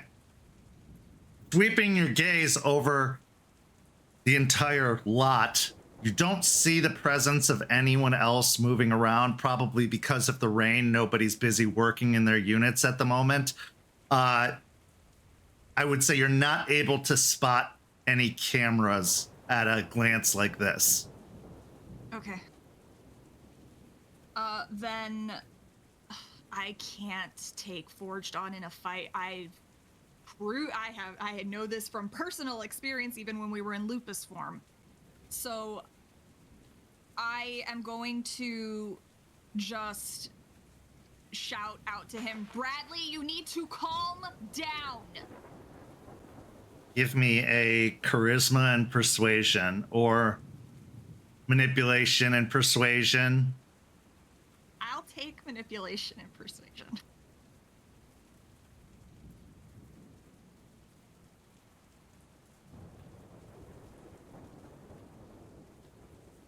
One success. Okay. As you call out to him, he turns to face you, and the origin of sound, a roaring fury in his eyes. Forged, you can attempt to make a composure and resolve check here, but you will have to score fairly high to try and gain any control. She is not assisting you at all with this. I assume I'm at rage 5 for Oh, yeah. purposes of... Okay. All dice rage. Let's do this. 2 successes, at least. Okay. So as Forge turns to face you, he lets out a growl and snarl. Now, because of those 2 successes, you do not exit out of frenzy, but you will not attack her, as would be your first impulse. Instead, Forged grabs the awning of the park, or of the storage unit, and pulls himself up onto the roof and goes sprinting off across the roofs of the storage unit. Damn it, why couldn't he just stay here? I'm going to climb up on top, and I'm going to chase after him, because the best thing I can do is keep tabs on him and try to lure him. So once I get up there, I am going to shout at him again as I'm going after him, like, Bradley, right here, over here, right now. All right, give me a manipulation, and I'll give you 2 choices: leadership or intimidation.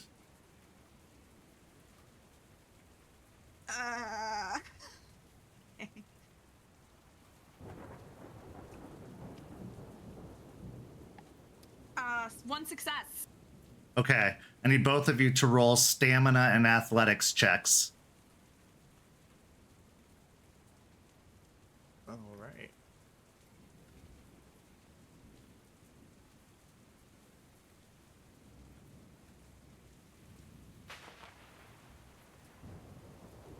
Okay, I got 2, but it is a brutal outcome, so either success or failure.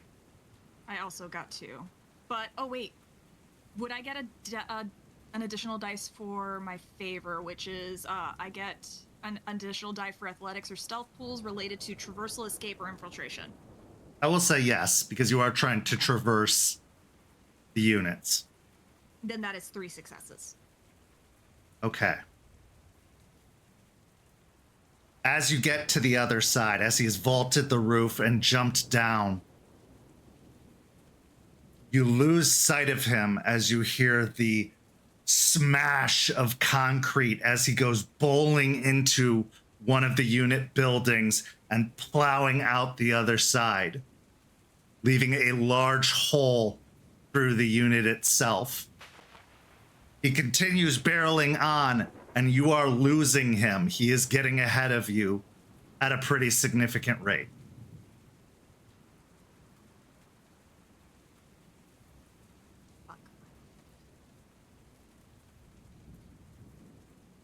I'm going to try to catch up to him since talking to him hasn't worked.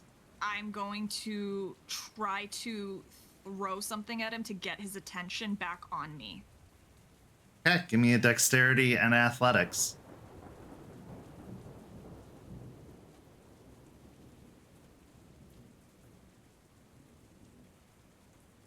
I don't like the Ratkin right now. 2 successes. Okay. Since Forged has no interest in dodging and is not trying to pay any attention to you, you do manage to take a bit of the concrete off of the ground and throw it as it bounces off the large war form. He turns back to you once more, the anger growing even more in his eyes, his jaws opening up and letting some drool drop out of it as he lets out a menacing growl. Forged, you can try one more time with a composure and resolve to regain control.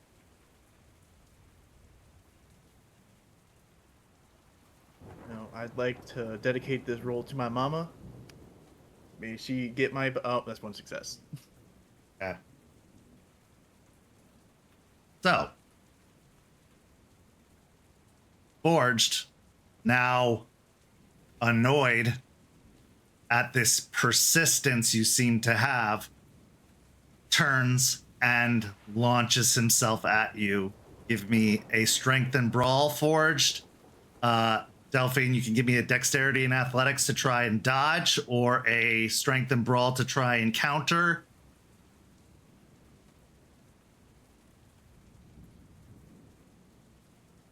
I'm going to try to counter. Okay. 5 successes with a brutal outcome. So 9 successes. Okay. Yeah.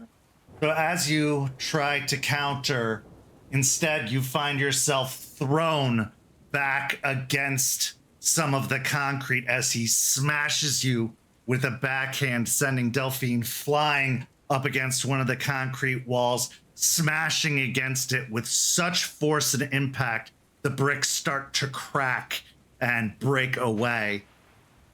Take another, was that 9 versus 3? Okay, so take another 3 points of superficial damage already halved as you hit the wall. Forged, however, is not satisfied with that being the only result. He is going to, again, launch himself towards you up against the wall, claws out.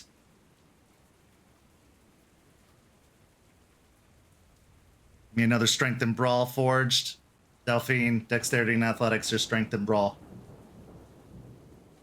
Could I try to heal? Yeah, absolutely. Yo, Delphine, have I ever told you that you're really cool and I like your character? Why are you killing me then? Alright, I healed my superficial, so I'm no longer impaired. Yeah. Luckily, I only got 4 successes for this one.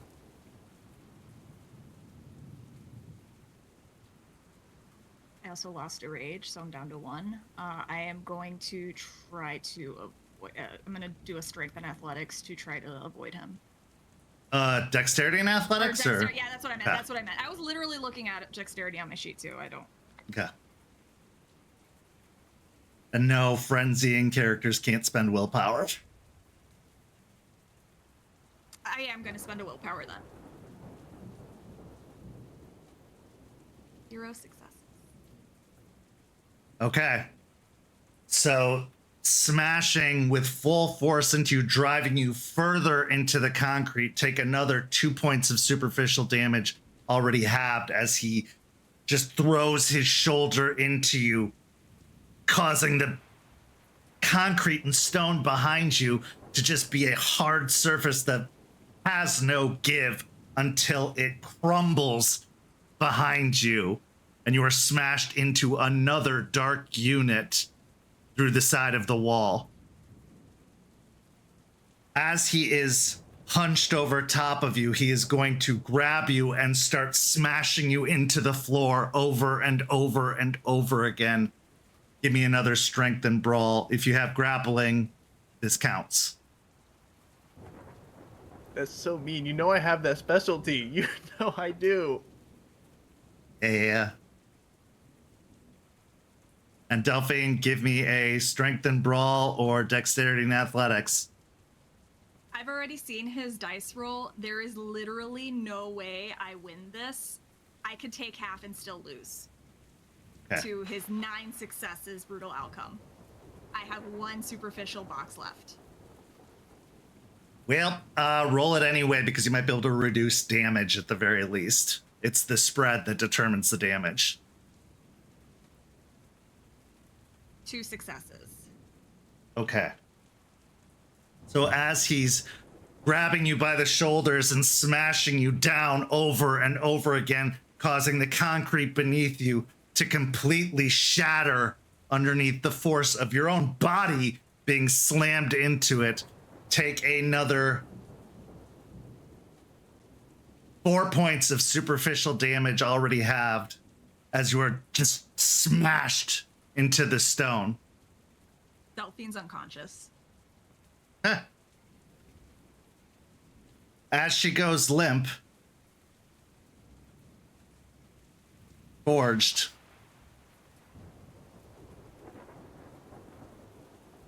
you are frenzying.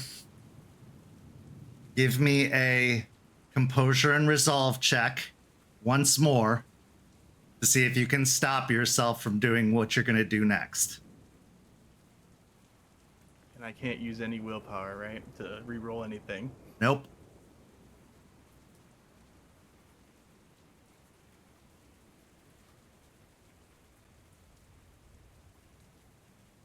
Okay. As the kids say, Kobe. 2 successes. 2. Okay. Take an aggravated point of willpower damage. But you do find the red in your vision clearing as you look at the broken and bleeding form of Delphine in your grasp. What do you wish to do? Still this hulking monstrosity, just staring down, wondering what just happened, but understanding internally, just knowing in my soul what just transpired. And there's just a loud, singular, like, howl, just mourning howl that turns quieter and quieter as Forge shifts back into his Hamid form. As he just starts crying out, just saying, Delphine, no, Delphine, please, Delphine, and he just starts like trying to shake her awake, doing whatever he can, seeing if he can just wake her in this moment or do anything to help her. You can roll me a wits and medicine check. And depending on the success of that, you could turn her aggravated damage into superficial, which would restore her to consciousness. And now I'm at rage 1 because I exited. Yes, you are. Okay, 2 successes. I'll take it. Okay. So with 2 successes, Delphine, you can turn that last aggravated into a superficial as Forge starts patching you up and trying to tie off some of the bleeding, maybe ripping off his shirt and starting to make like a tourniquet out of it, basically, to try and cut off some of the bleeding. However, since you were not completely incapacitated, you have lost the wolf and are now back to human. You are also taking a stain for violating one of the tenets of not losing your inner fire. Hirano or Hoglosk? This will be on Hirano.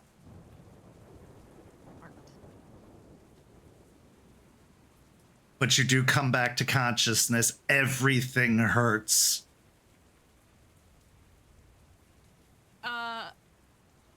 Forge would see her eyes fluttering just a little bit before and open just enough for him to recognize that she is conscious, but then they immediately scrunch up from pain, and you can just hear the wheezing of the, like, every time she takes a breath in and out, indicating that there's probably rib damage and maybe some lung damage from the stress of his blows. And probably some like blood pooling in her mouth. She's just like, Car.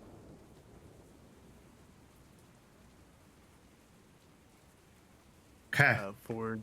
Forged, you've also lost the wolf as you have shaken out of frenzy, which takes your rage down to 0, so you will also take a stain against Hirano for violating one of the tenets.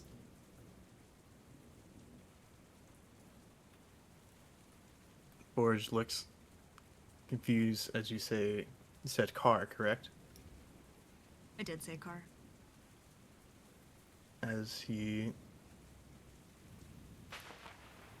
he's gonna softly put her down and go to at least try and find where I left the car. I would just follow my own trail of destruction, looking at the mess I just made. Fortunately for you, you did not destroy the van as well, but you do move around to the next row of units and see the van parked just down the way in front of the now completely wrecked unit that was where the other car was positioned. I will, as much as it pains me to do so, I'm going to go to the last thing I remember is that briefcase. I'm going to go and grab it before I put it in the van, and I'm going to drive the van over to Delphine so I can transport her in and not have to move her very much. As you are loading Delphine as gingerly as possible into the van with the suitcase and the baby bag thrown in the back, your mind is just screaming at you, telling you terrible, horrific stories on top of the horrific reality that you just brutalized one of the only people you can consider a friend in the Sept, truly a friend in the Sept. And the weight of it all settles more on you. And as you're staring at this carnage, as you're getting the van ready to leave the lot, a voice enters into your mind.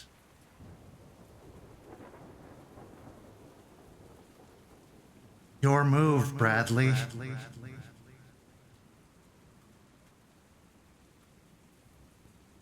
Or looks around, confused for a moment, before his gaze kind of settling, not really looking at anything, just staring blankly in the distance.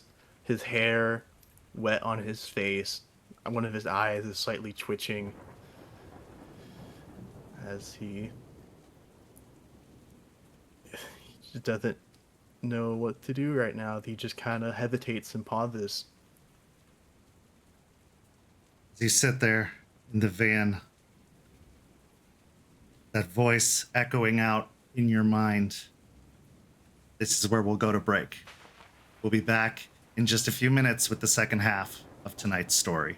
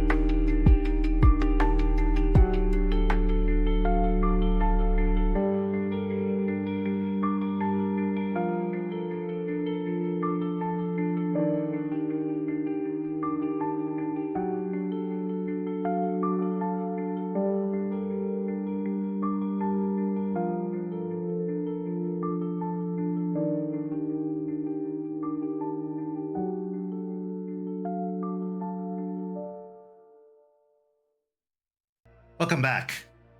As we return in the second half, we find ourselves in the cairn later that evening. Now, Raymond, you've come here seeking out the counsel of Shawn Cross, theurge of the formerly known Hell Sept, no longer in existence. As you arrive, you find Shawn is sat in a camping chair, a book open on his lap, turning with his one arm before picking it up between his fingers to read it again. There's a fire roaring in the fire pit, and you can see he has a bottle of water in one of the pockets in the camping chair. But as you arrive and approach, he looks up with a soft smile. Hello, Raymond.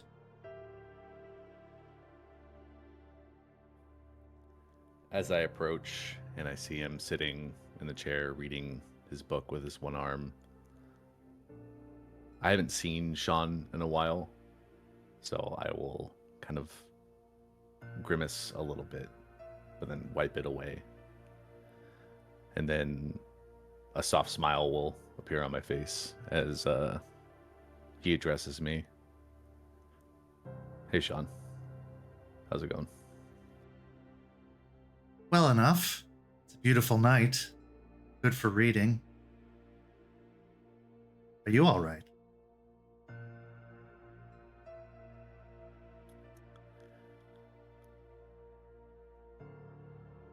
I will exhale a little bit at that as I make my way towards the fire and sit down on, if there's another chair, I'll sit down at the chair. If there's a log, I'll sit at the log.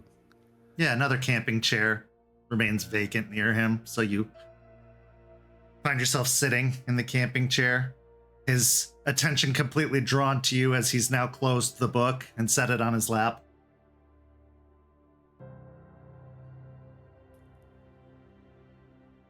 I could be doing better, but overall, I'm doing all right. Would you like to talk about it?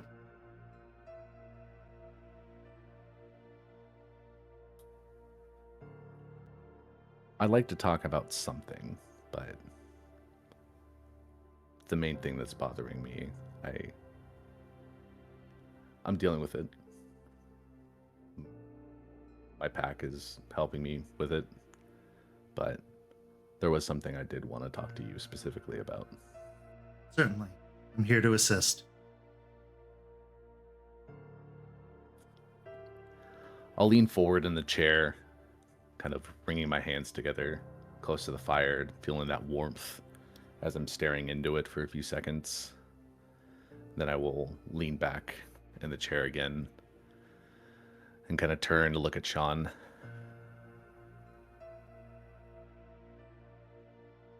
I've been talking with Stakes a couple of times since you both have been back. And she's helped me a lot in coming to terms about what happened with you all, especially with what happened to Red, but I feel like I need a little bit more of a final closure. I'm not as angry as I was, and I'm not blaming myself as much, but there's still that little bit that's there. That kind of Stakes is good to talk to, but she's not as personal, about certain things. He gets a almost nostalgic smile on his face as he too finds his gaze drifting towards the fire. She is as Gaia made her, and I don't think either of us would have it any other way. But I understand what you mean. Matters of the heart, matters of emotion, while they understand the Lupusborns in their own way, there's a subtlety and tact that is often missing when conversing with them. But I could tell you this. I'm happy to help provide whatever closure I can, but that will never be final. That small little piece that you're feeling is grief. And unfortunately, it doesn't go away. It just gets easier. Scary.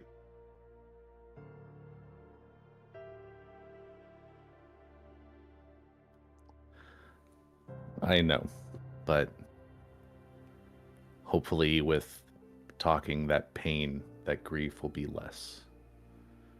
So that's all I really kind of want right now. Very well. Then speak.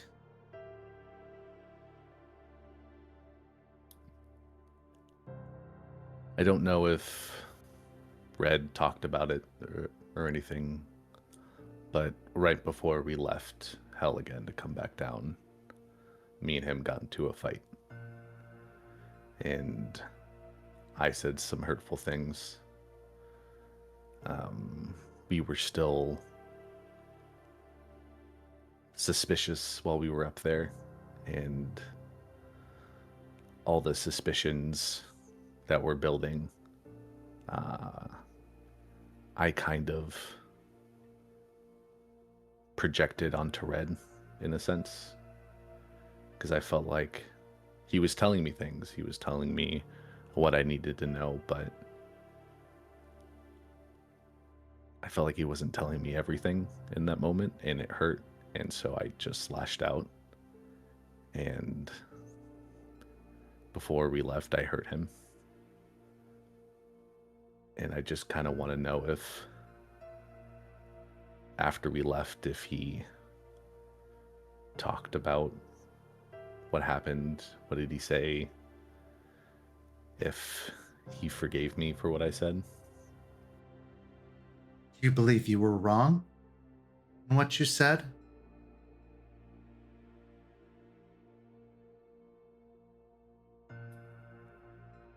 I mean, the things I said directly towards him,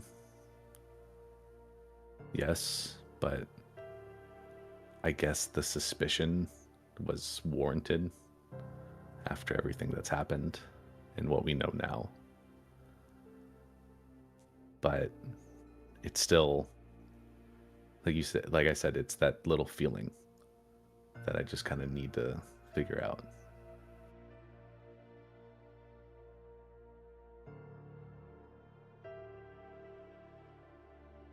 You were right to be suspicious. As were we suspicious of the Sept here. What influence they may be having upon you. Luckily, I can say now that influence is for the better, having witnessed it firsthand. But at the time, you have to understand our relations to the Guru Nation, not good. And we had always been paranoid and suspicious after we drifted further from them of whatever political games or tricks or maneuvers they might be trying to pull. But we were in the wrong then, and Red knew that. Even after his conversation with you, he felt regret about having misled you, about having been so distant.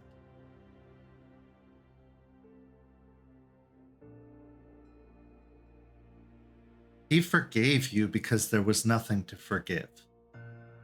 He had only wished for your forgiveness.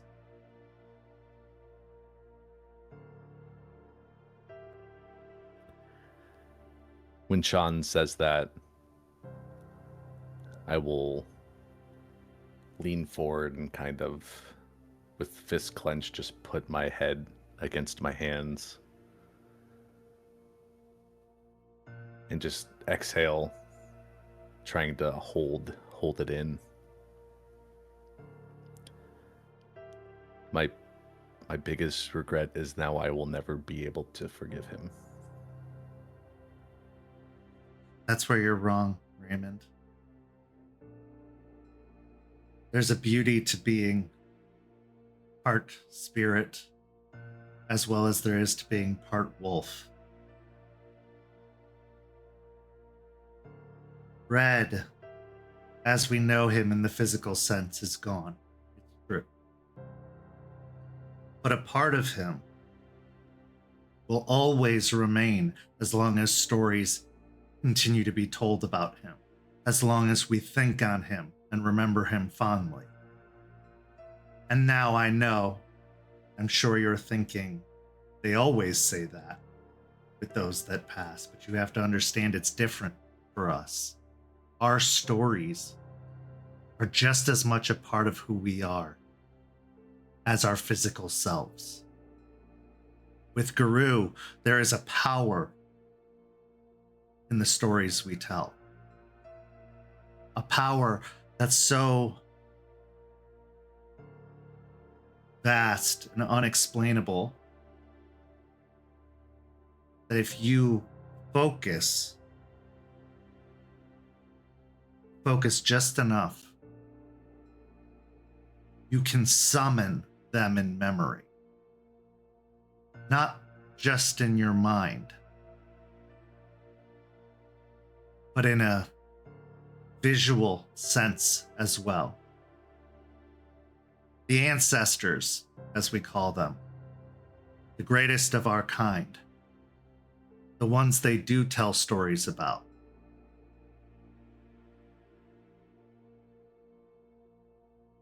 Would you like to see him?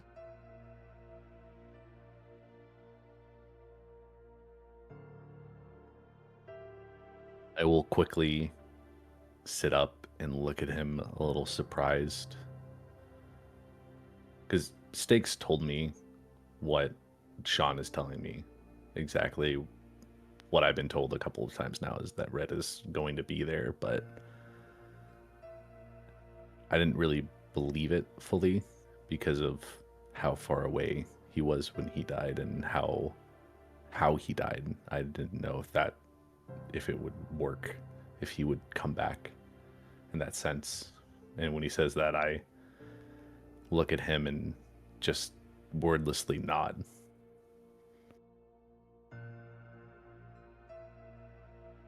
Very well. I'd like you to close your eyes and tell me of your fondest memory of Red.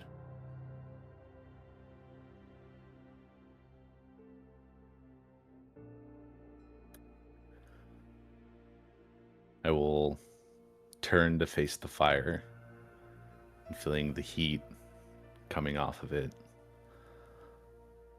I will close my eyes and think and go back through all the memories I have. And after about a minute,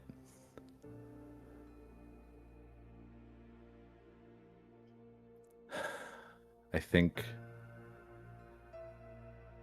one of the fondest memories I have was probably the first 2 weeks or so after I showed up in Hell. I was still learning the ropes from everyone. I was still failing and tumbling over everything that I was taught, and my mind wasn't there because so much had happened, so much was going on, and it was at the point where the saloon was closed and I thought everyone was gone. And I was just sitting on the porch, just staring out into the woods over the gravel road. And I was just lost in thought, thinking about what was next, what my life meant at this point. And from behind, I didn't even notice. Red just showed up. I didn't know if he was just in his back office and with the lights off, door locked, but he found me sitting there, and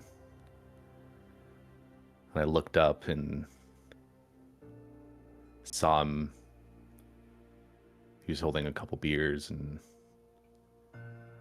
sat down next to me and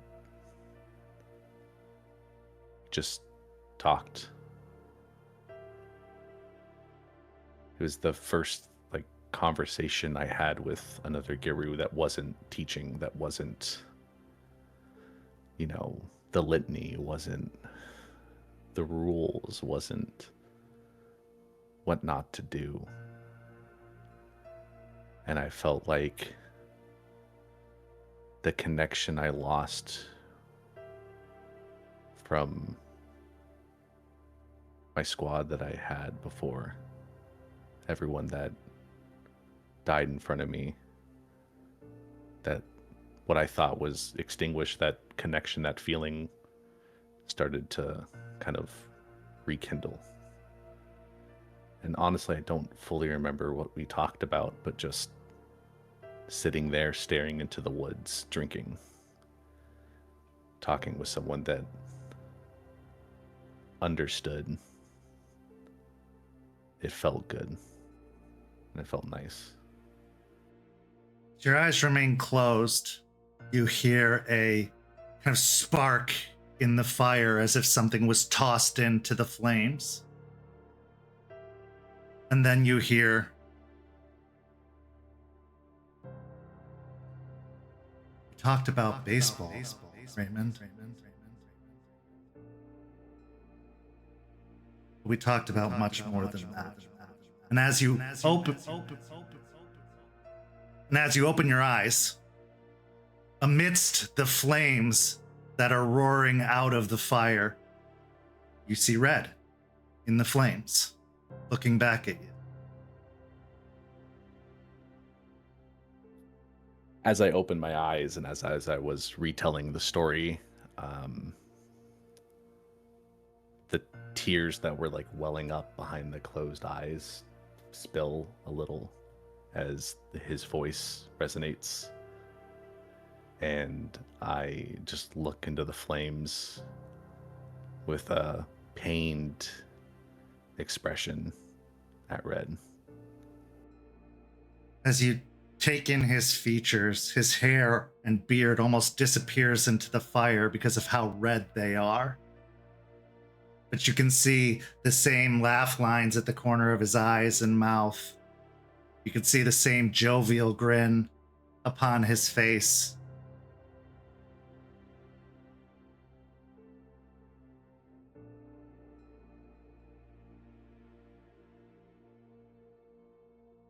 I know that you're scared, sad, and probably overwhelmed. But Raymond, I took to you not because of how strong you are, not because you had the ability to shoulder the weight of your entire pack, of this entire fight. I took to you because there's a spark in you, a dedication to seeing this through. Dedication to do whatever it takes for those you care about.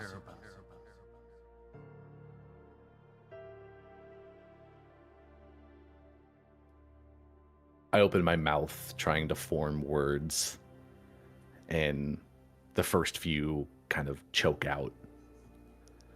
And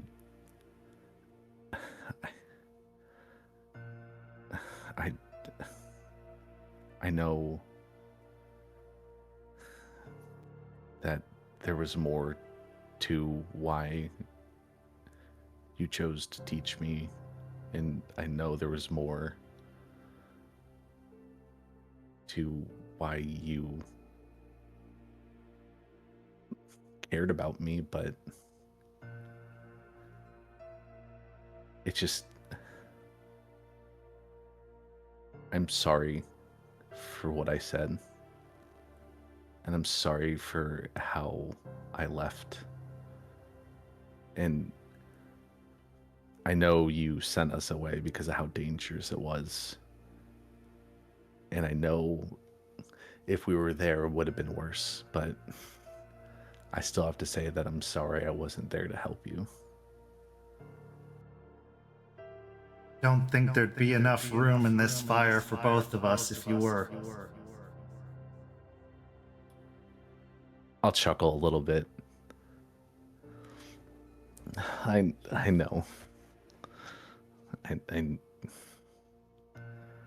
I still had to say it, because if I didn't, then it would have still just been in there the entire time. My last thought was how glad I was that you went. How glad I was knowing that all of you were safe and far away. Even as the fur was flayed from my body, all I thought about was all of you, and how I knew you were in a safe place, a better place, a place worthy of you, a place we never could be.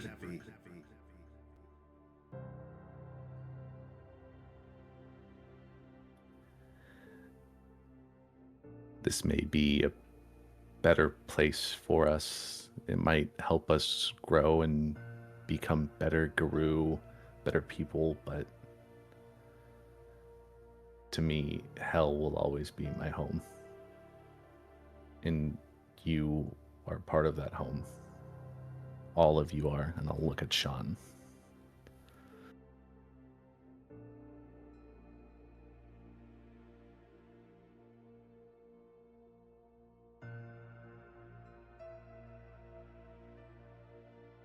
Shawn looks over at you,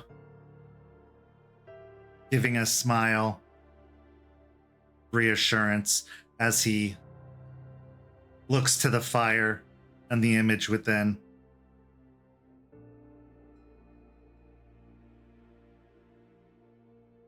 If you carry that thought, that feeling with you,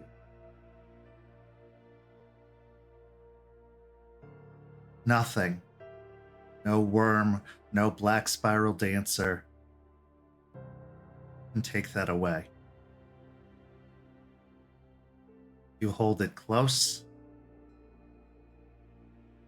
You take time for it.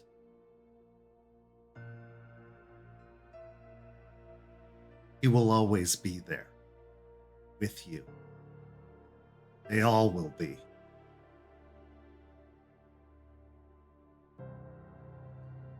But you have to know, it wasn't your fault. There was nothing you could have done. We were outnumbered. They were much better equipped than us, and they had the drop on us.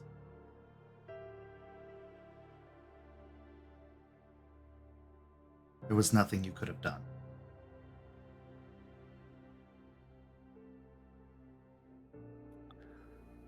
I know. I know, and I do understand. I still gotta say it, you know? I do. I've said it many times myself. Why did I have to be in the cave, in the mine, rather than outside, beside my brother?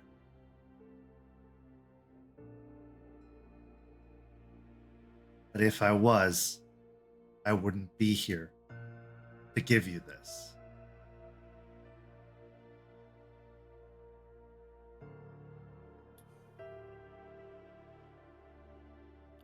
Thank you, Shawn.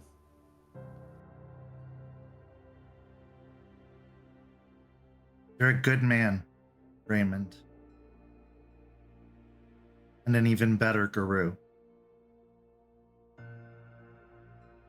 You want best to honor Red and his sacrifice.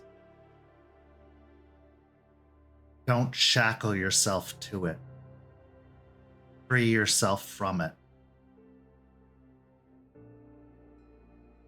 And let his sacrifice be a motivation to you to make sure it doesn't happen again. Not to you, not to your pack, not to this sept.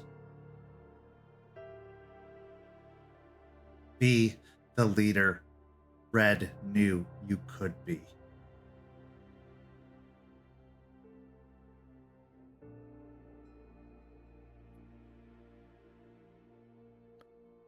I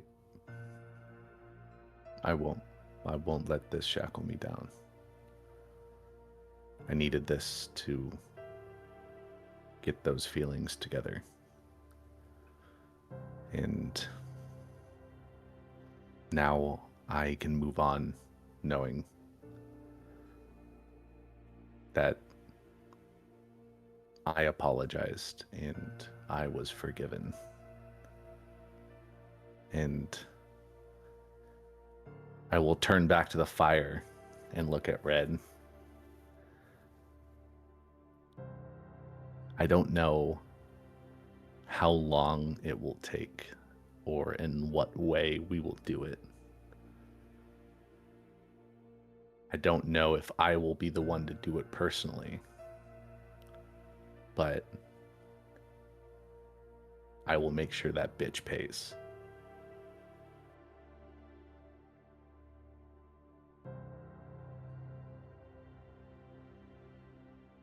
I know you will. But more than that, make sure Rick pays. Because if it wasn't for him, this wouldn't have happened.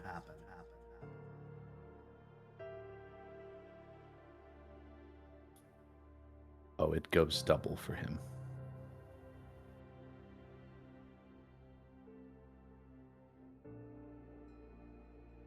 You see Red's signature smile crease his face. Take care of yourself, kid. You got a lot going for you. And don't forget,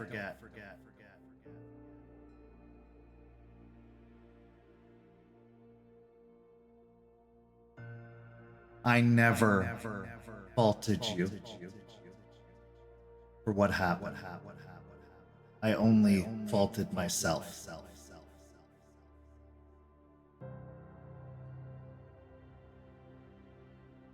You don't have to carry this anymore. You don't have to wonder what if. You just have to move on.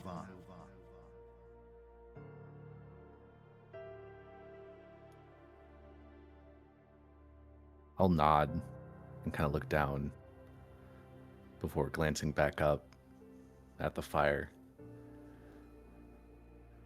I'll make you proud, Red. I'll be everything that you expect me to be.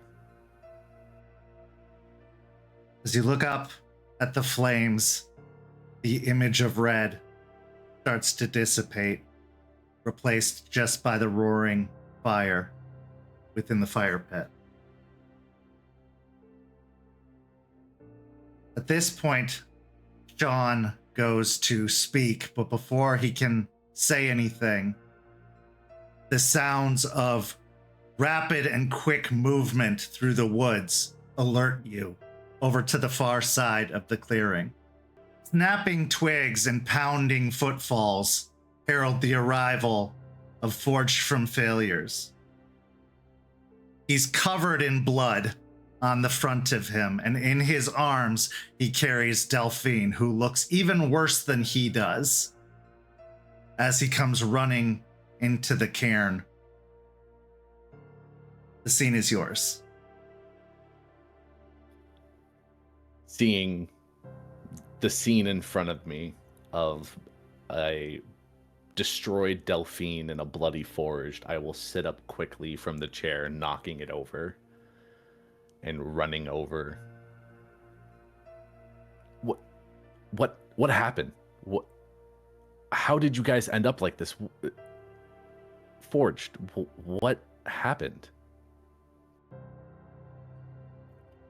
Forge's eyes are almost blank right now as he looks around, looks at you up and down, and there's like the tiniest amount of panic mixed in with just shell shock as he goes to speak, but voice keeps dying in his throat. He says, "It was the fucking car. Delphine, Shawn, where's Shawn?"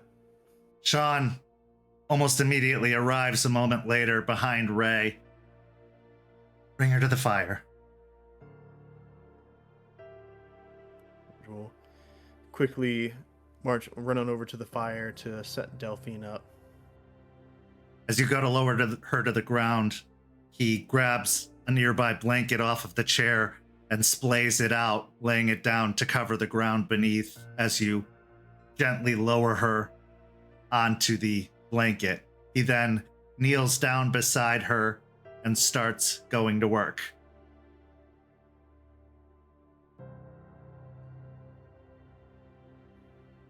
At that point, seeing Delphine lay down and being treated and not getting a direct answer from Forge, I will turn back to him. Okay, Forge, you need to explain what happened. What happened to Delphine and what happened to you? He's currently looking wide-eyed into the flames that he set Delphine next to, kind of almost lost in thought as he just stares blankly towards this fire. I will grab his shoulders and yank him to look at me. Forged! As you get a closer look at him, you see that the blood is just a stain on his shirt, likely from Delphine, that he doesn't appear to have any injuries on him at all. What happened?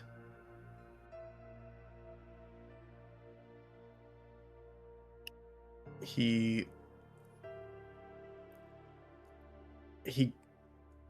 just kind of stammers for a moment, just unsure of how to start this, as he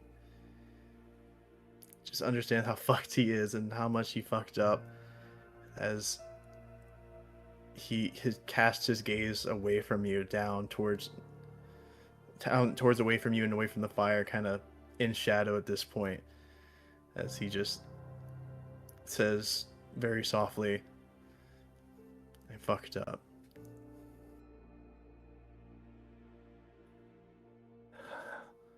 How did you fuck up? I need you to actually explain this to me, Forged. Delphine is lying over there, as messed up as she was after the leech fight. Did you get jumped by another leech? Did those infected pop up again while you were doing whatever you were doing and attack you guys? I need you to explain to me what happened. Please. At this point, Shawn speaks up, looking over to you, Raymond. She'll recover. It appears none of these injuries are life-threatening, mostly blunt force trauma. I should be able to see to her and get her back on her feet, and then when she regains her wolf, she should be able to start healing on her own soon enough.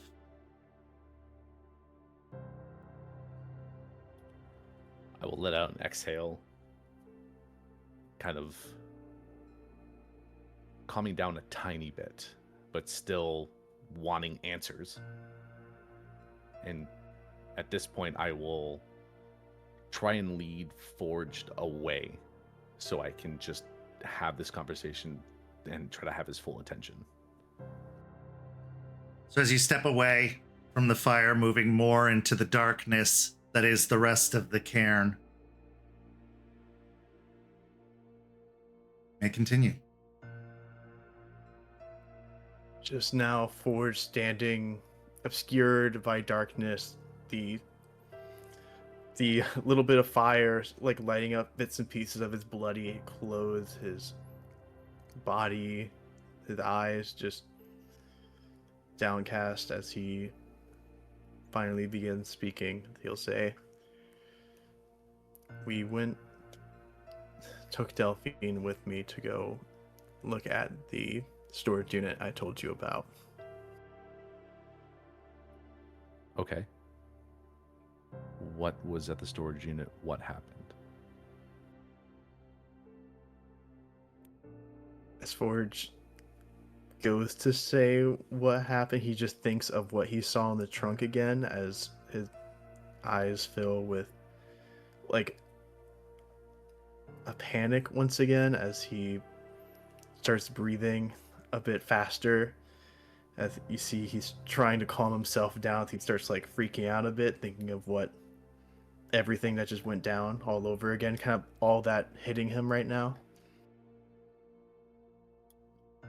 I will reach up and put both hands on his shoulders again, this time more as a reassurance, and kind of give a little shake. Hey, whatever you found, whatever happened, you're safe here. You're safe in the cairn. Just breathe and explain.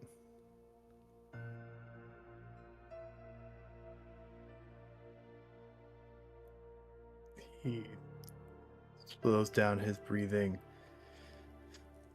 very shakily taking a deep breath as he will begin once again and say, there was a car in the storage unit, and when from Michigan,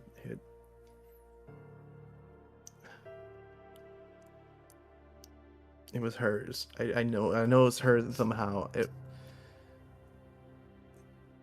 My kid and Lilia, something happened to them. I don't know what. The rats gave this to me for a reason. They gave me this key, and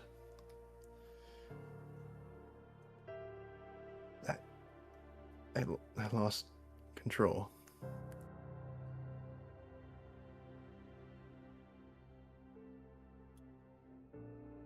Okay. So the car was theirs. You didn't. How did you lose control? What do you mean?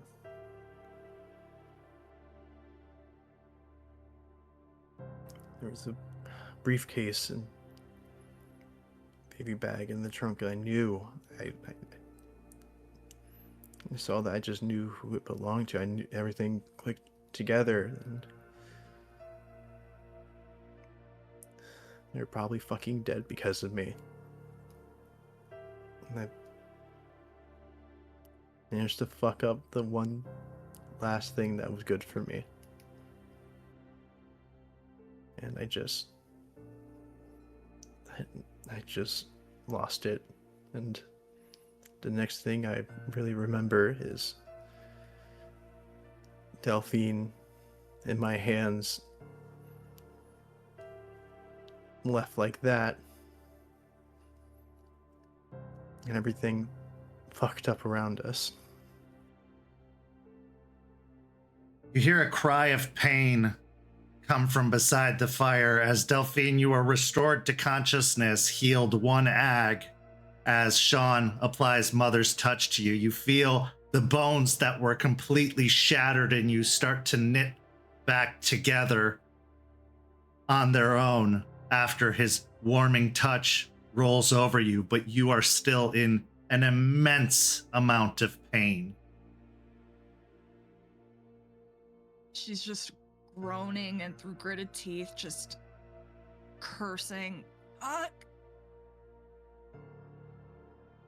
They still don't want to cause further injury. Stay as still as you can. Bet you're sick of this. Never. Where's Forged? Talking to Raymond. Telling him what happened. Forged doesn't know what happened. Well, what he can remember then. Would you like to speak to him? Mm-hmm. At this point, Shawn calls over to you. Raymond, Forged, he's awake. I'd like to see both of you. Before turning and heading over, with my hand still on Ford's shoulder, I will grip tightly, not at this point, not reassuringly, and a little bit more forceful as I just look at him. We'll talk more about this later. And then I will release the grip on his shoulder and turn to start heading over. Forge, when he heard that Delphine awoken, completely turned his back towards the fire. So now his whole front just in shadow and darkness as he hears Delphine calling them over and Ray walking, as he'll just kind of say, I don't think it's a good idea for me to go over there. That he'll like just stare away and into the darkness. I'll stop moving towards Shawn and Delphine and turn back. Whatever you did, whatever happened, at this point, she's okay. She wants us both to be over there. I know it's gonna be painful to try and look at her right now. But you need to go over there. And you need to talk to her. Or else you're just gonna feel like crap for the rest of the night and for days to come.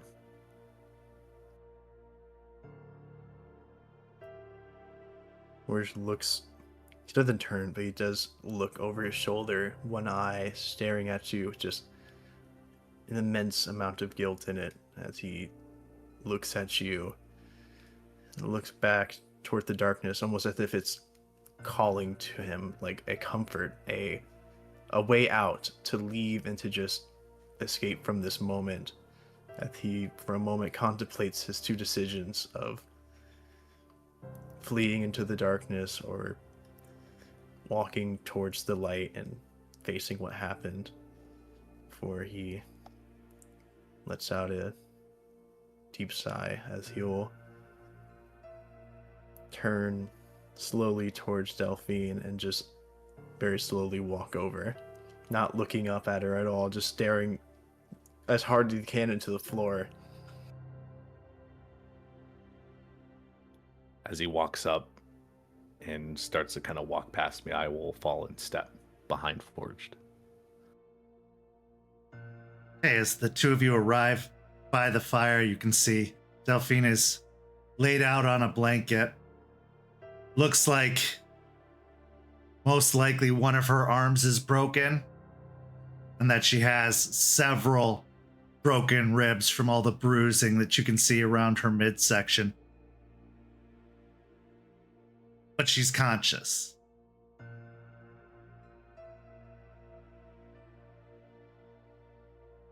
I texted Charles before I had to go deal with Forged, but I don't know if there were cameras, Ray. I didn't get enough of a look. I had to keep him there, but he didn't get out of the area. Okay. It was I had to lure him to me so that way he wouldn't leave. He was just tearing through the place.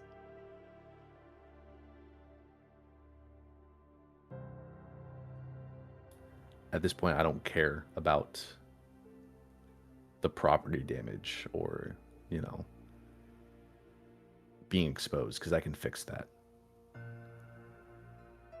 But are you... Shawn's healing you, I know, but are you okay? Physically, no. This fucking hurts. But I'll be fine.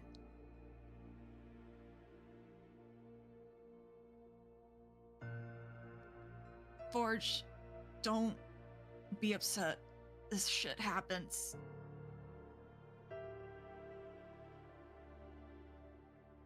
But right now we gotta focus on fixing it.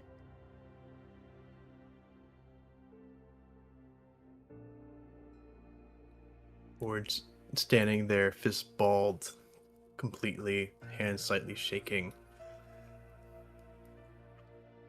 And he just said,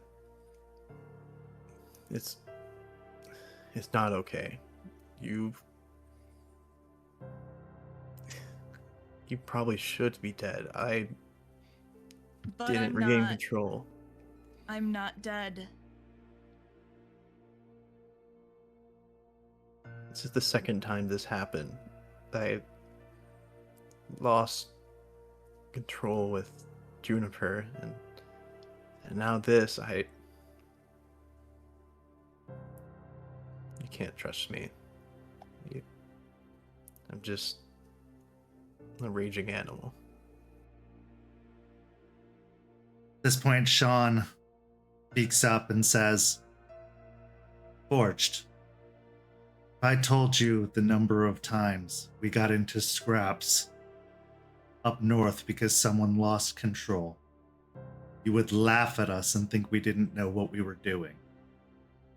It happens. It's one of the risks of being what we are. What matters now is learning everything we can about what triggered it, what caused it. The rest can be dealt with. He then looks to Raymond and says, I can give her a little bit more assistance, but she will need to take care of herself after that. I will be spent for the evening. I understand. I might as well try and do this now before it spreads, or before if something you guys were caught on anything. And I will kind of grab Forged and like pull him close to Delphine, and I will kind of force him to sit down next to her, and I'm gonna try to cast or use the rite of the forgetful record. Is it nighttime? It is nighttime, yes. I would like to howl at the moon so I can regain the wolf. Okay, so letting out a howl, you can only feel the pain and fire going through your chest and ribs as you take in that deep breath to let out the howl. It comes out more of a strained and pained whimper, but it achieves the effect as Luna's light shines down upon you, returning one rage and your wolf in the process. Shawn lays a hand back on your shoulder and kind of lowers you back down to the ground. You can heal another aggravated damage.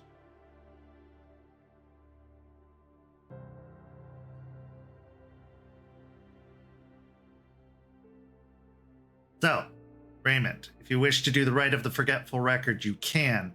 However, Delphine is the only one who can contribute a rage die to that roll, as Forged is not with the wolf right now.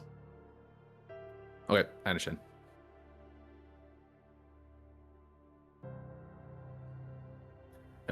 What rage am I at this point? I would say 2, with them coming running in, and it looks like shit went down.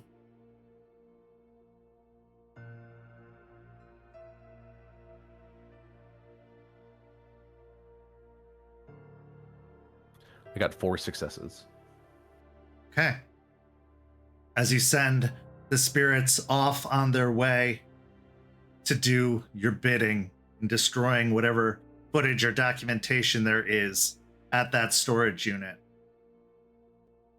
you feel confident that aside from the property damage, the physical damage, any digital record will be taken care of.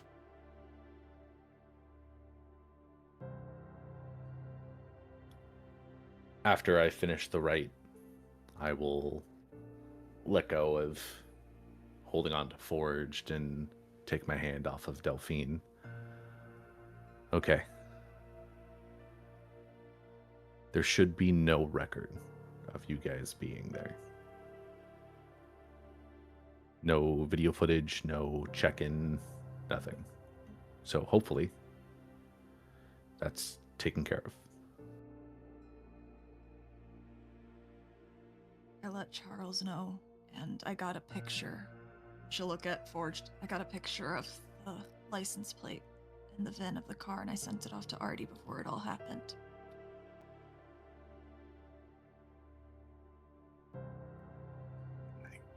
I know I grabbed the suitcase and bag before we left. I couldn't bring myself to look into any of them. I didn't want to find out what would be in them.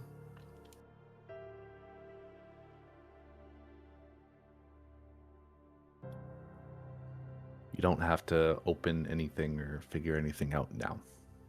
We have them. We can check them out later. Just...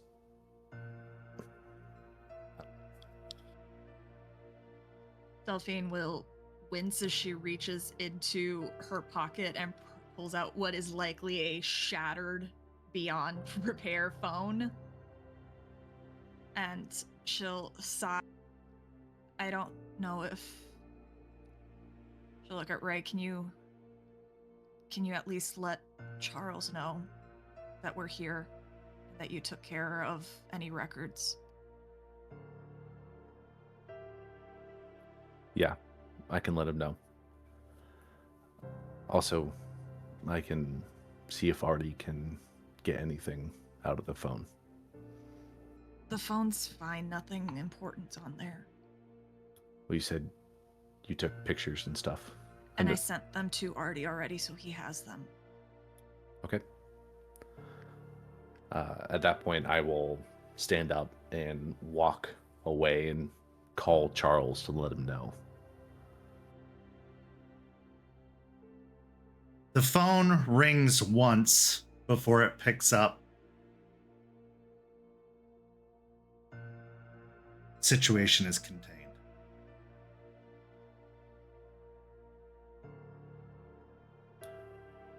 Understood. They're here back at the cairn. I took care of any digital records or anything that may have potentially been caught on camera. Hopefully. Good. Make sure that they stay there for the night. Both of them. I will glance over my shoulder and look at them. And then kind of glance back, looking towards the woods, the darkness. Delphine's not going anywhere. But I'll let Forge know to stay. Delphine wasn't the one I was concerned with. I know who you meant.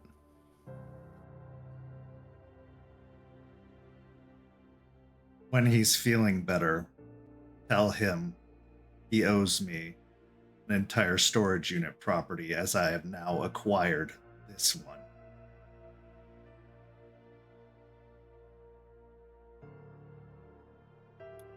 I will wince a little bit. And I will let him know. And I'm sure this will be great news to him. Sure it will. You have everything under control? Yeah, I got everything under control. Good. At that point, he hangs up the phone without even saying anything. I'll slide my phone back in my pocket and turn back and walk over to them. Okay, Charles knows that you guys are here. Everything is contained on his side.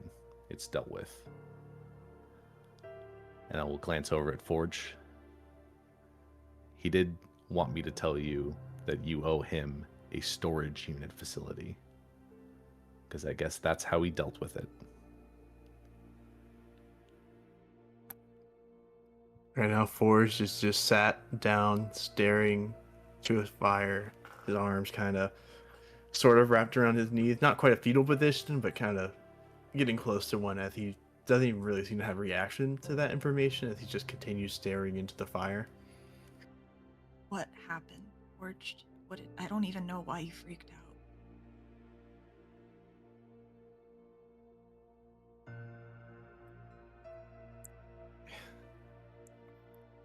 I saw a baby bag in a suitcase, and it belonged to them. It belonged to Lilia and my kid. And you see he just kind of puts his hands on his face, like hands scrunch up. He just holds that position for a moment before sighing. He'll just say, I don't want to talk about it anymore. She frowns a little bit, knowing the situation with Lilia and with Cooper, and knowing he must be feeling scared right now. And did you bring anything from there? The suitcase and the bag are in the van. I didn't open them. I don't know what I would have done if I saw something in there. And try and look the way I see things.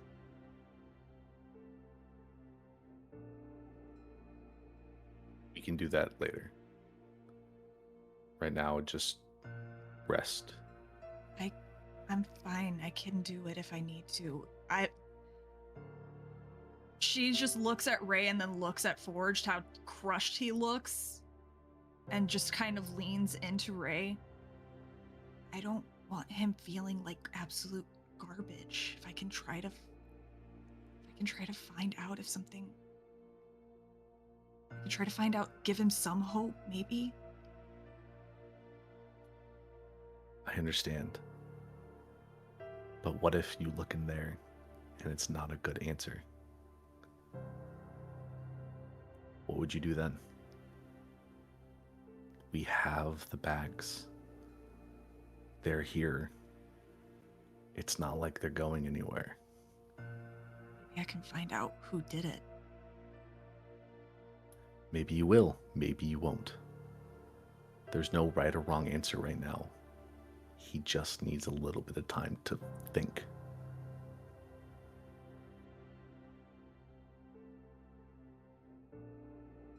She looks a little annoyed, mainly because she knows that she can try to help, but is basically being told not to at this moment, even though she really wants to, and kind of just looks over at Forged. Forged, I'm fine. I'll be fine. I'll heal. A fucking leech skewered me and I'm still here. It's gonna take more than you knocking me around a little bit.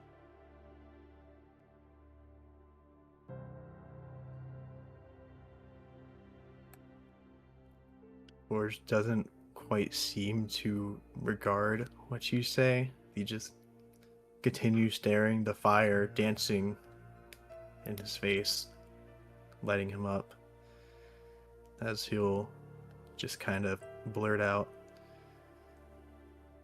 I think I heard it, Delphine. What?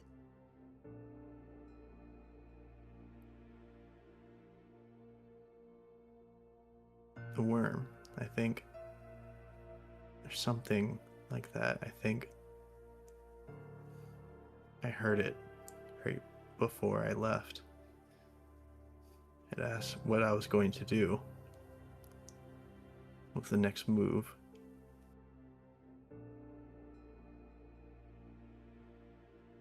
Delphine stares at Forge just a little longer, and she kind of side eyes Ray. before looking back and forth, she's remembering the first time she ever forced a vision on Forged back when they were in Hell, when she was making the agreement with him to have her back while she tried to find proof that Fenris was in the Sept and that the Sept elders were ignoring her, that Shawn was against her. She's remembering all of that. She's remembering the vision of the door and seeing the wolf looming over her and falling back into the spiral. And not caring what Ray would say in this moment, she is going to reach out and put a hand on Forged, and I am going to use Sight from Beyond. Okay. Go ahead and roll it.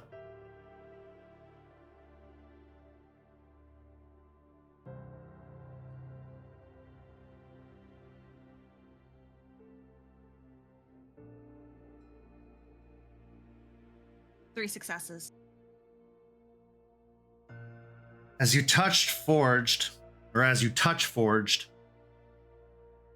the darkness that surrounds you just outside of the fire's edge immediately starts sweeping in and blinks out any sign of light. As you're struggling to see, your vision adjusts and returns, and you see a hallway made entirely of stone. No light, no sound, just dark black stone. You start walking down the hallway, and it turns. More hallway. You keep walking, and it turns and turns and turns and turns. No doors, no exit. You find yourself calling out, screaming for anybody, any help. And the words just echo off of the walls down the hallway.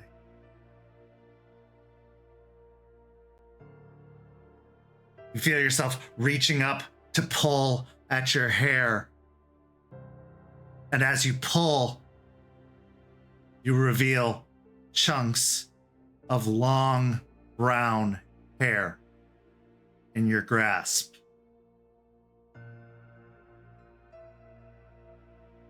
You look down at the bloody remnants of your deputy's uniform.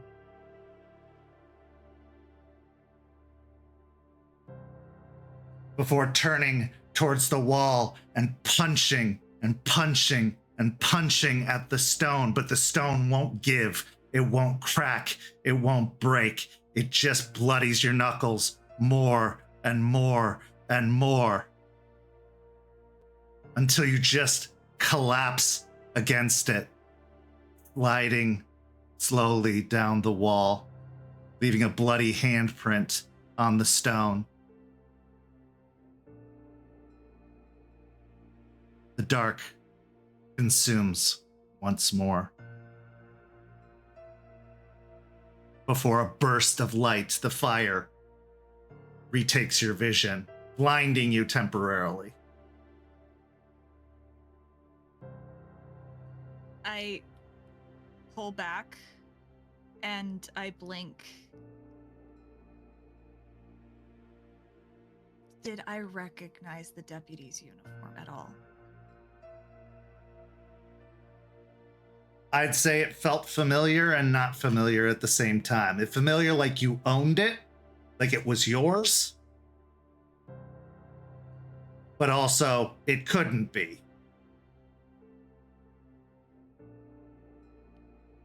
She pauses and looks over at between all three of them, Shawn, Forged, and Ray. I saw a stone hall. It never ended. I was wearing a deputy's uniform. And I couldn't get out. I just kept beating on the walls until my hands were bloody.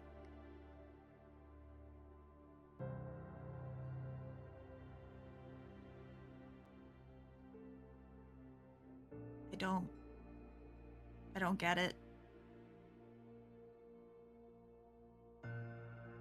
Shawn at this point has a distant look in his eye.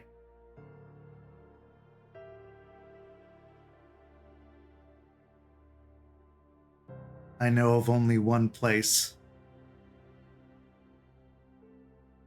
that matches what you describe. It's a myth, a legend, but it could be the labyrinth.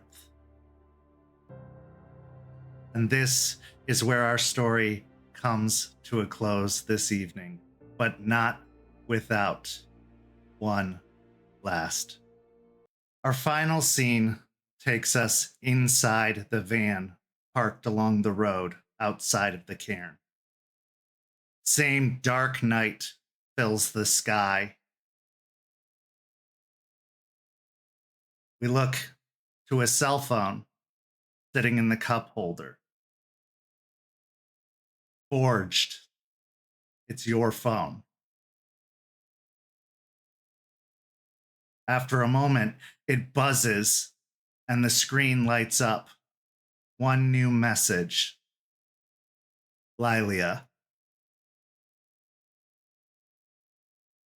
And that's where our story comes to a close. Thank you so much to these amazing players. Thank you to everyone watching at home. Hellhounds is taking Christmas off, so there will not be a new episode next week. But tune in January 2nd when we will return with this motley crew here on YouTube. As for Rage Across Tampa, they do have a new episode this Tuesday, the 23rd, so make sure to tune into that. Go follow St. Pete by Night on all of the social media listed in the description. And as for these amazing players, I'm Kent, and we'll see you next time.